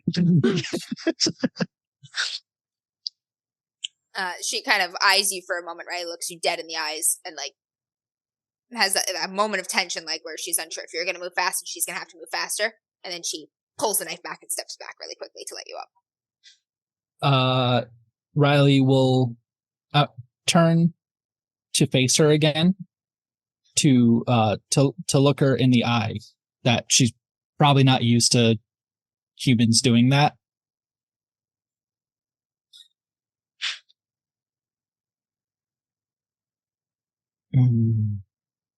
This is an interesting thing because, like, right now for Riley, he has had no positive things with the Vaesen. Interactions with Vaesen have been bad. Not everyone here's interactions with Vaesen have been bad, though, or perceived as bad, at least. But he also has, like, that soft spot for children. And seeing what he seems like a neglected Vaesen child. Could be a trick, though, Riley. Could be a trick. There are lots of Vaesen that will just trick you into following this tiny little girl or the little shiny light into the forest. And then you're dead. Mm-hmm. Or worse. Mm-hmm. That is true. Back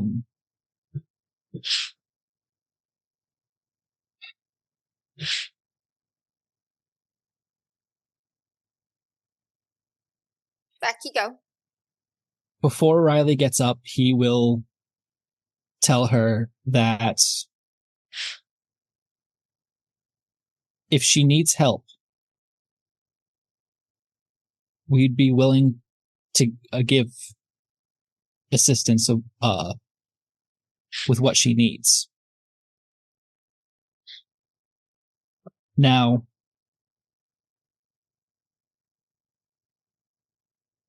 again, going with his knowledge of the Fae and whatnot, and like things don't like taking things necessarily for free.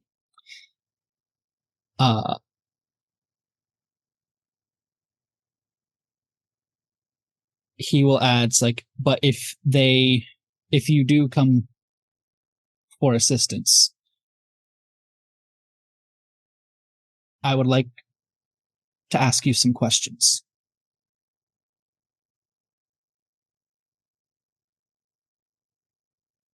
Where do you stay? Humans are not cruel.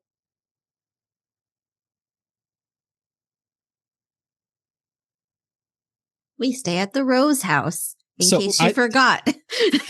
Riley's the only one staying at the Rose House. Or are you staying at the Rose House? I am not staying at the Rose House. So yeah, I am also in a seedy apartment. Riley is the only one staying at the Rose House, but I don't know if giving the location of Vaesen hunters that's a good point. Rosalie will chime in. You can come to I live very close to here, and I'll give her my address. Right. You're either very confident or very foolish. Well, I could be looking to rob you. If that is the truth, and the truth would kill me, then I deserve to die. Sounds about right. I also have no money. She kind of steps forward and quickly snatches up the rolls. She shoves one in her mouth really quick, and then she tucks the other ones in her pocket. Don't you go following me no more. And she runs back down the alley. How sad. That's very sad. My little girl. Going back to the getting with everyone, Riley will kind of say what he thinks she is, that being a child of the Vaesen. So, not all Vaesen, but not all human either. I've never heard of a child of a Vaesen. I have. That's common enough in the legends. Yeah, it happens. Yeah. There are... Riley will kind of... There are a few Vaesen that I'm looking, or have looked for, that they will replace their own children with human children. Wait. Looked seeking out, not cared for. Correct. Okay. Correct. Okay. Understood. Have you hunted many Vaesen, Riley? I've hunted rumors of Vaesen for a very personal reason. I understand that. This, and honestly, the painting back at the gallery strikes very close to why I started looking in the first place. Can I make a logic check to make the jump that he lost the kid? I don't even need. So, I don't think you need. I don't think you need to make a logic check. Yeah. Yeah. Okay. So even not like Riley is going to. Somebody that saw was me. The image in his pocket watch. That was me. Yeah, that was in the church, right? Yep. Yeah. I was busy getting choke slammed. Yep.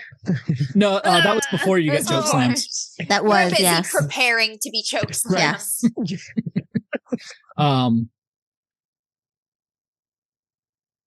The painting back in the gallery is something was very interested in when I saw it, because I believe a changeling has stolen my baby boy.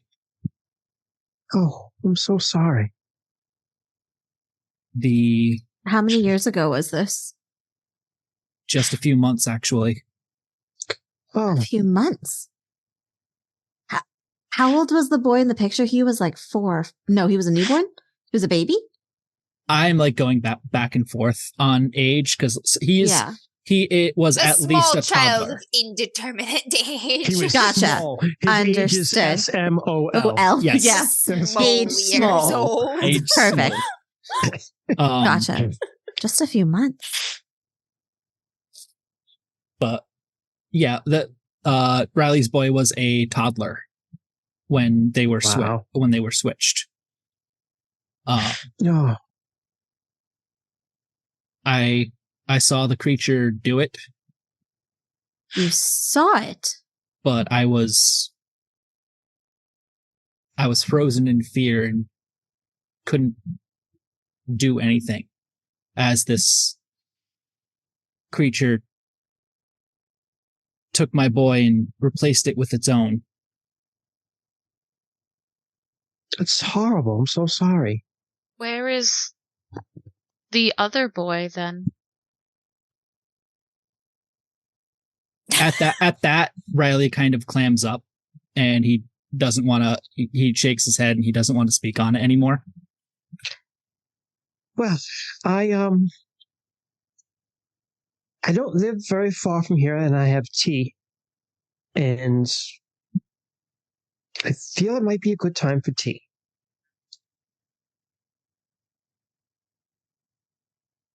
I could go. I could use a cup. Right. Well, follow me. I have some more bread I stole too. Norris gets some pocket rolls, extra pocket rolls also. Oh no, I gave all of the ones. No, Rosalie has bread she stole. Rosalie has stuff at her house. She's got a stash at home of stolen bread. Yeah, bread stash. Understood. So, yeah, boot beer. Rosalie was going into her shoe. In like a basically a tenement. She rents a really it's just like one room.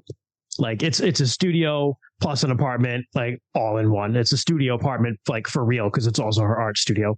So it's pretty messy because it's basically like drawings and stuff are like spread out all over the place. She's also just painted like on the walls. So there's like a big, you walk in and there's just like a big mural of Pan. Like Pan's face is like right fucking there staring at you as you open the door. She's not getting her deposit back. And lovely. Now she doesn't fucking need it. Yay! Yeah, she doesn't. But she goes in and she's like, all right, come in now. Lights a now that she's like, make yourselves at home. Because I presume Cecilia's been here before, so she finds the cushion she likes and props herself on it. Yeah, this is definitely Nora's first time here. Rosalie's like, you don't have to mind the mess. I'm just life of an artist, that's okay. I'm a messy person. And she like rummages around, she finds a can of tea and she's like scooping it into a pot and she's making some tea.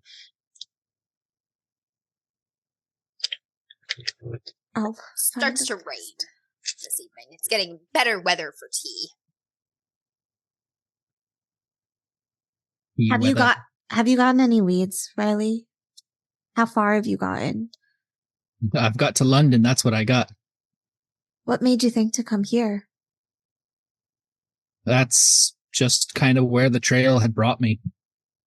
It brought me kind of straight to the doors of the Rose House, honestly, which probably is the best boon that I had in the last few months. What did it look like?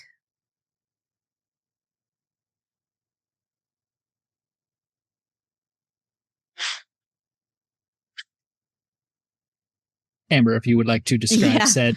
I was like, I don't know if Kent would know this, but it was a very, very thorny creature. You are struck by the severe angles of its limbs, the points of the shoulders, the points of the elbows, the elongated limbs. It looked to be almost more made of like brambles and thorn brush and twigs and limbs than flesh. And its eyes were just 2 points of kind of green light in the tangle of leaves and briars that was its face.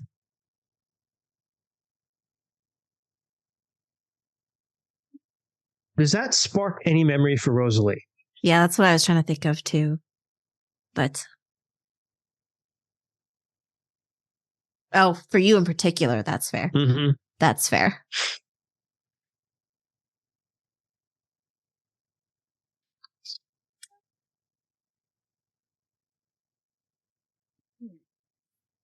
And we can roll. I'll roll something if you want me to. Amber is deciding. I know the wheels are turning. She is. I'm like, So I don't know if I had said this, but for my relationship with Rosalie, I believe I brought it up. But I can't. It's been months. It's been a few months. What I put down is I was honing in on her dark secret because I thought it very much related to Riley's situation. Mm-hmm. So, you remember, you were found unharmed after you had disappeared. Mm-hmm. And you always took that to mean that you weren't harmed while disappeared. You wanted to believe that, but as he's describing this creature, you distinctly remember your flesh being torn by thorns. You remember the pain of it now. The heat of your blood running down your legs. She kind of like touches herself, like on her arms, like, and like kind of like where she would have been grabbed as a child, and kind of sits for a minute. She actually stops. She's making the tea. She actually stops and just sits and kind of like rubs her shoulders, and maybe even like pulls back and like looks at her arm, and like, there's nothing there, but she's almost like looking for like a scar. And she's like, Riley, oh, well, seems like it's a night for talking about secrets, but it's not much of a secret. It was in the news. I was taken. That is actually one of the leads that had brought me to London in the first place. And I believe one of the other boons of arriving at the Rose House only to find you there as well. Now, I know that I have been not the most conspicuous with my thing and have put quite a few of you off with my demeanor and acts. And I must assure you again that I am no police officer. I am very much a instrument maker by trade, and bartender when needed. But you asshole! I thought my father sent you to take me back to an asylum. Your father sent you to an asylum? Oh yes. Sorry. In the heaviness of the atmosphere, Riley kind of he'll chuckle and like lower his head and shake it, and a comedy of errors. Yep. I can see how that played off with how I have kind of been poking and prodding into. I'm sorry, you're not an asshole. She pours the tea and she sits down next to you and she goes, I wish I could tell you more. I barely remember anything about it, is the truth. I was gone for 9 days. I have some vague memories of being carried and vaguely happy memories. But just now, when you were talking about what you saw, I remembered something grasping me and being pricked and bleeding from something. But I have no scars. But and you don't remember if that's when you were taken or while you were there either. I don't remember. The things I do remember are almost as if they were like half remembered dreams. Dreams like when you wake up and it's something you dreamt seems so important, but then just a minute later you've forgotten it. That's how almost everything is. I paint because I try to remember the things, but half the time I don't know if it's things that I remember or if they're just things that I wish I remembered. But I know it's real, and I know it really happened because I can do things. I can do things, and I can see things that other people, except for you, don't see. And when I came back, I was a proper little girl when I left, and when I came back, I was not proper at all, and I was sent away for it. I was sent away for being hysterical. I was away for a very long time until, someone else saw that I had what all of you saw, and I was released.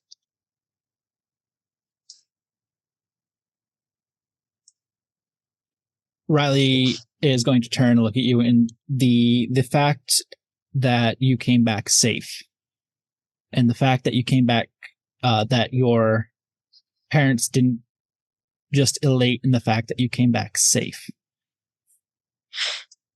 honestly is more heartening to me, the fact that I may still find my boy. And he'll take out his locket and he'll open it and show you the photo that is in there is of Riley and his wife and their son. I have names. Oh.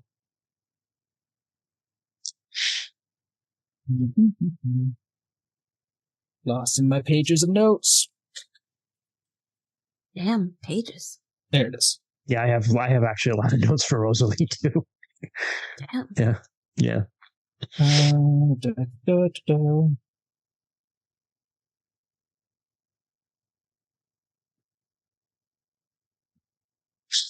Oh, so my boy's name is Liam. Where did I put my wife's name? I was really hoping you were just going to say, where did I put my wife? Where did I put her down? She's not where I usually put her down. Is she in the freezer? I was literally just going to say, is she in the fridge? Yeah.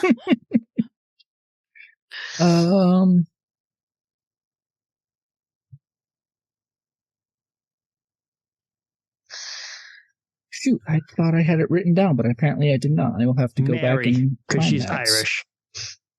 Mary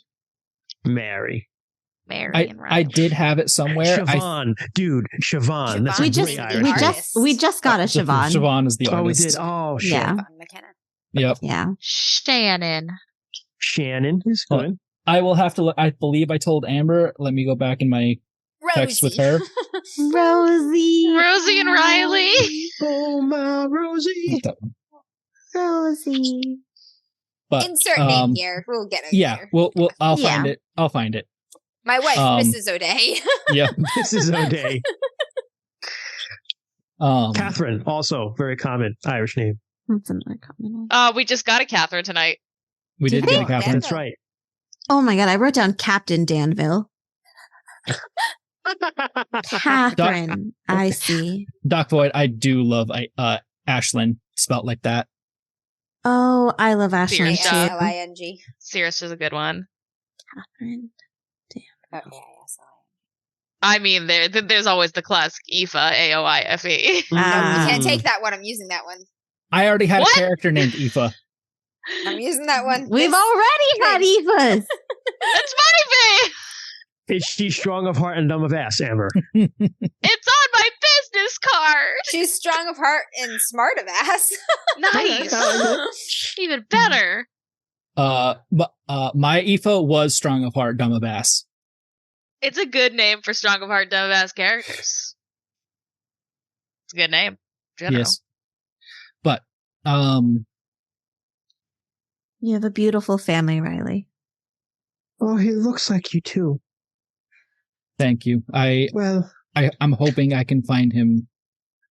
If anything, I'm hoping I can find him soon. Proof of it's that sometimes we come back. I don't know why I came back, and I want to know that more than anything else in the world. More than I even want to live. I want to know why I was taken and why I was returned. Because I need it to make sense. Hopefully, we can find that out. Hopefully we can find your boy first.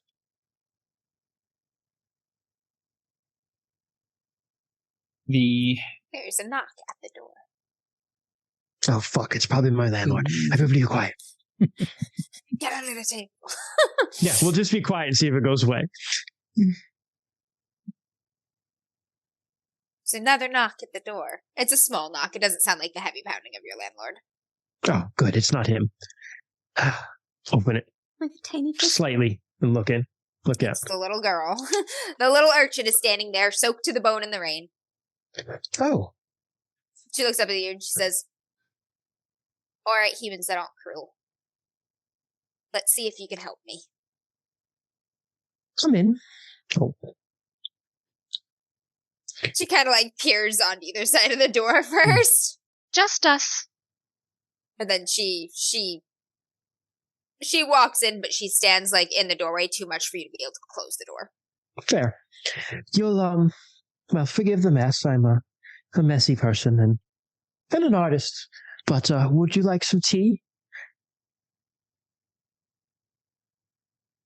It's warm. She shakes her head. Okay.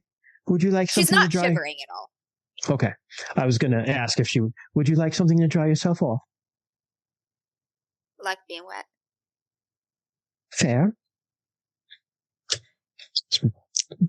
Fighting the urge to make a bench. Sarah! No. Sarah! This is a child! No. I was thinking she's going to hate Ben Shapiro then, but that's all. That's worse.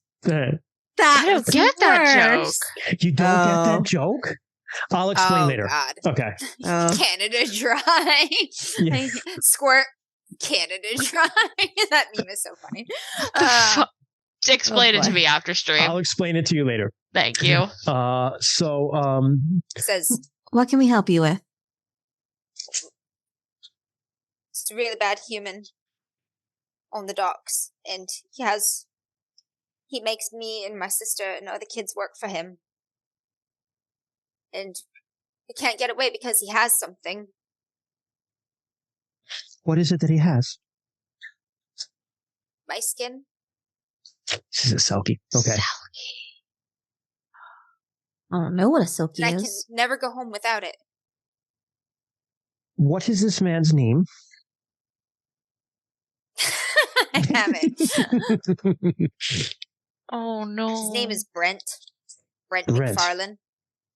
He sounds like an asshole. How Makes us pickpocket and mudlark. Then what can we call you? You can call me Aoife. Wow. Really? I called it. Yeah. Amazing. It's not my My real name, but it's baby. what you can call me. Fair. It's a good name. A strong of heart name. Yeah. How many skins does he have? I think he's got 3 of ours, mine and my sister's, and another boy's. And there are some other children, but they're humans. And he is just a normal man? Human. Well, if he could see you, then he's got a little more than the normal edge to him.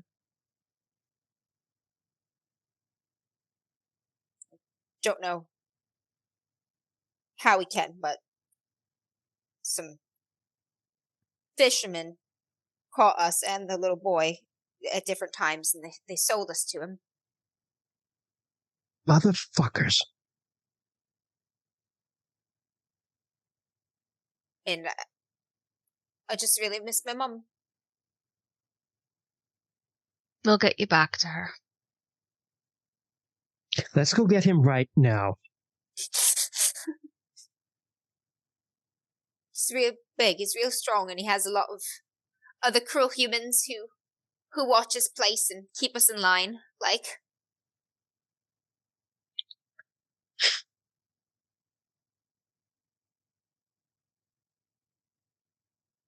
What time is it right now? It's like 1 o'clock and 2 o'clock in the morning. Like 2 o'clock in the morning, yeah. Perfect time to kill him. When does he go to sleep usually? Do you know? He sleeps at night, but I don't think he sleeps where he keeps us. Okay. Do you know where he keeps your skin?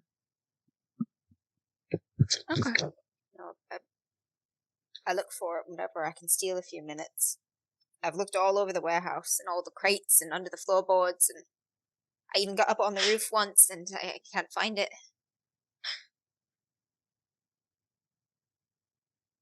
How much did he pay for you and the others? I don't know. I didn't even know that we were sold at first. I didn't know until I'd been working and stealing for a while and watching humans, and figured out that they like money. They trade it for things and sometimes for people. We don't have money. It's a dark, nasty thing. It is.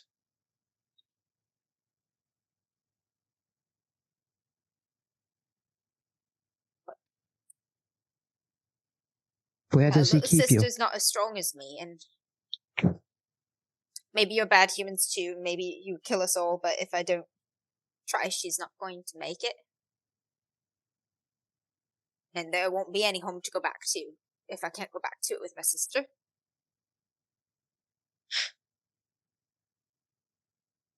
I'll help you, Aoife.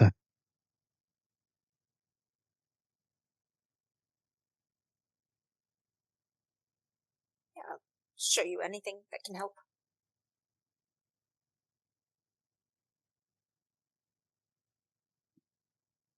And I think we will leave it there for tonight.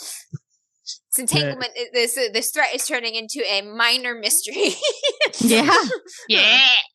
Cool. I like it. With a child's plea for help. Oh. I'm gonna kill that motherfucker. Oh yeah, we're like ready to murk this man. Yep. Just another body. I mean, never mind. Violence is always an option. Rosalie doesn't know anything about hiding bodies. Nothing. I can make things disappear, maybe. Yes. I did find where I put my my wife's name. I had notes in my phone that I was doing while I was at breakfast one day. I was just like putting down notes for my characters and shit. And Doc Void almost nailed it on the head with Ashlyn. It's that without the G. Ashlyn. Nice. Nice. You know, I like I think you actually told me that too, and I forgot. Damn, I'll have to tell him he's psychic next time I see him. I was like, I know I put it somewhere, and I remembered I had it notes in my phone. Yeah, that was really good. Yeah. I'm so glad to be back.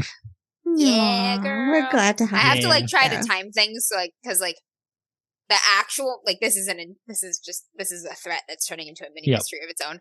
But the actual next mystery like is important for you, so I gotta like time it so you'll be here at the moments to get that bonus out of it. May 31st is when I will be away. So okay, May 31st. It's got a lot. Worst case, if we're not in a place to play, like we can do a one shot or something while you're away, because there's a lot in the next mystery that I don't want you to miss. Yeah, you and Rosalie have a lot in the next one. Oh boy. art bitches and disaster bisexuals, I think. Yes, absolutely. This is And what like happens. she kissed my hand. Oh no, tall dark lady. and then I was thinking of Lady Dimitrescu, and then Janet was singing it. Lady Dimitrescu, Yeah, yeah. Dimitrescu, I'm like, yes. Lady Like, Danville begins with the deed. Sarah's just in there like, you are not helping make her not lady. Yeah. The more Amber talks, I'm like, She's this is like, not I'm helping. I was like, before you said it, I was just going to repost that picture. Hilarious. So good. Amazing. But yeah. It's good to be back, folks. Yeah, that was awesome, Amber. Thank you. Yeah. I am hoping that I can at least finish this mystery before I may or may not be unavailable. No, Ken. Yeah, you Oh, stop work. training, right? Like this mystery will probably be done by this. Yes. It's a quasi mystery. It's not as long as a regular mystery. So you'll probably finish it next session, honestly. Especially because it's fairly direct. There's not a lot of investigating to do. It's like, oh, fucking rescue the kids, beat the shit out of this guy, probably. Yeah. The approach can vary. There's lots of stuff, but like she knows who's holding her captive and where. So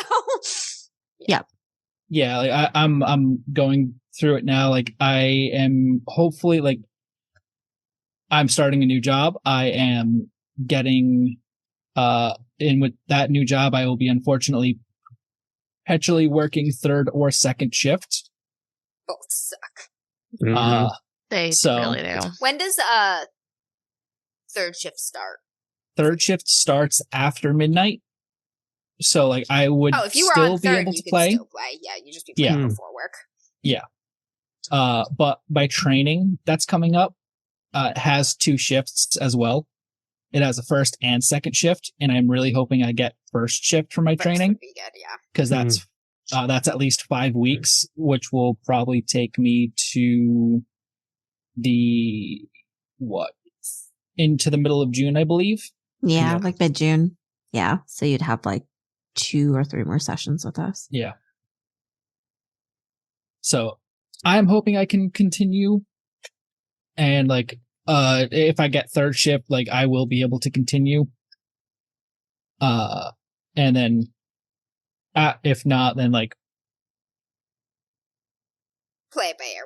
We can always. Yeah, we'll figure it out when we Investigate go, man. options, too. No You worries. can always Yeah. also try and request, depending. I And honestly, knowing there'll probably where be you're people who, going. like, want to give you third shift because not a lot of people want to do it. So yeah, I know I can't officially request a shift for like 6 months after I officially started.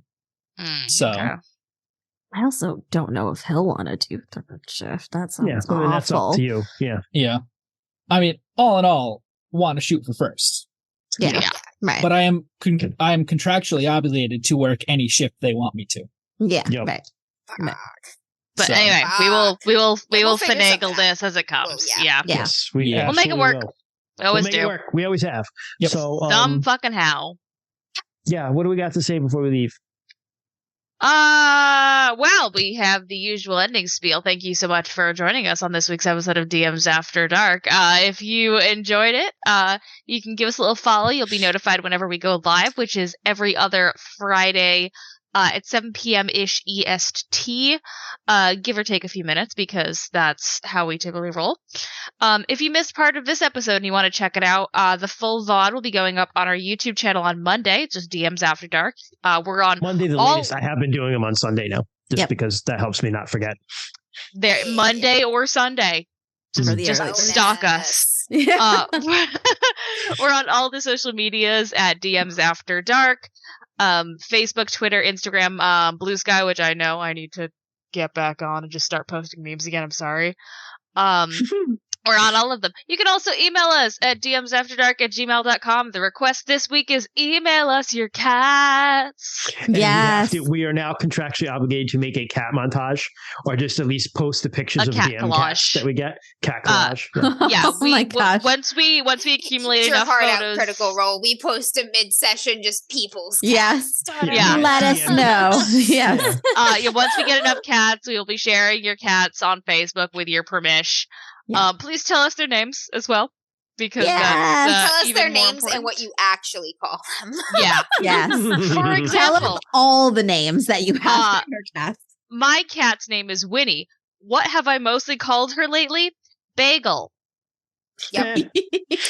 Burger's name is actually Sadie. Yeah. So just send us your cats.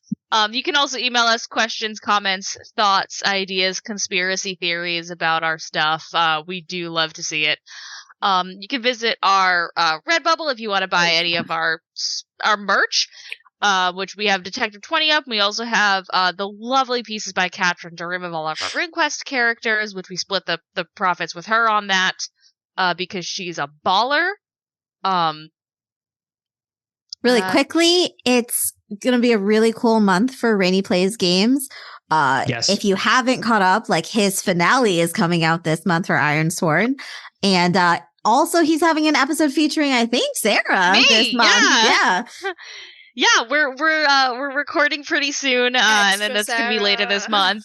Yes, nice. If you want to listen to me talk to, I don't know if he's announced what the episode is, so I'll give a little sneak peek. We are talking about burnout and mental health breaks because I am just coming back from one of those. Nice. Perfect. Yeah, so I'm going to be talking about that on Rainy's podcast. You can find him at Rainy Plays Games on a bunch of the social media. Mm-hmm. I think we've cross-advertised with him a bunch because he's not here, but he's part of the crew. So everything gets dropped on Tuesdays. Which honestly, it's part of what we do. So we have a network now. Yes. Speaking of finding us and Rainy, we are on all of the podcast apps worth their salt: Spotify, iTunes, Google Play. Is that still a thing? I don't remember. I don't think we're. No, I don't know. We're on everywhere. So wherever you usually listen to your podcast, you can find us. That has all free. Yeah, we're free. We have all the audio versions of this as well as other little podcast spin-offs that just happen randomly sometimes. Beware of the Fae. Don't take anything for free. Give us your cats in exchange. Yeah, give us your cats. You can choose to subscribe to us on Twitch for $4.99 a month. If you have Amazon Prime, you can give us Jeff Bezos' $4.99 a month. Give us someone else's money. It turns out that hosting a podcast on a bunch of different platforms is a couple $100 a year. So it goes back into the podcast, helping us keep this chaotic ship afloat. And before I just start rambling about random shit, because I'm really fucking tired, thank you everyone so much for listening. Have a good night. And until next time, don't let ghost girls that may or may not be seals pick your pocket. Bullshit. Ghost girls watch can your do pockets, watch your skins. Right. Yes. Watch your pockets, watch your skins. That's watch the bitch. All right. Oh my god. Oh my god. All good advice. All good advice. Yeah, I guess that's true. Oh shit. Good night, Plastic. Bye. Okay. I'm only sorry for Christian. Yeah, as usual. Good night.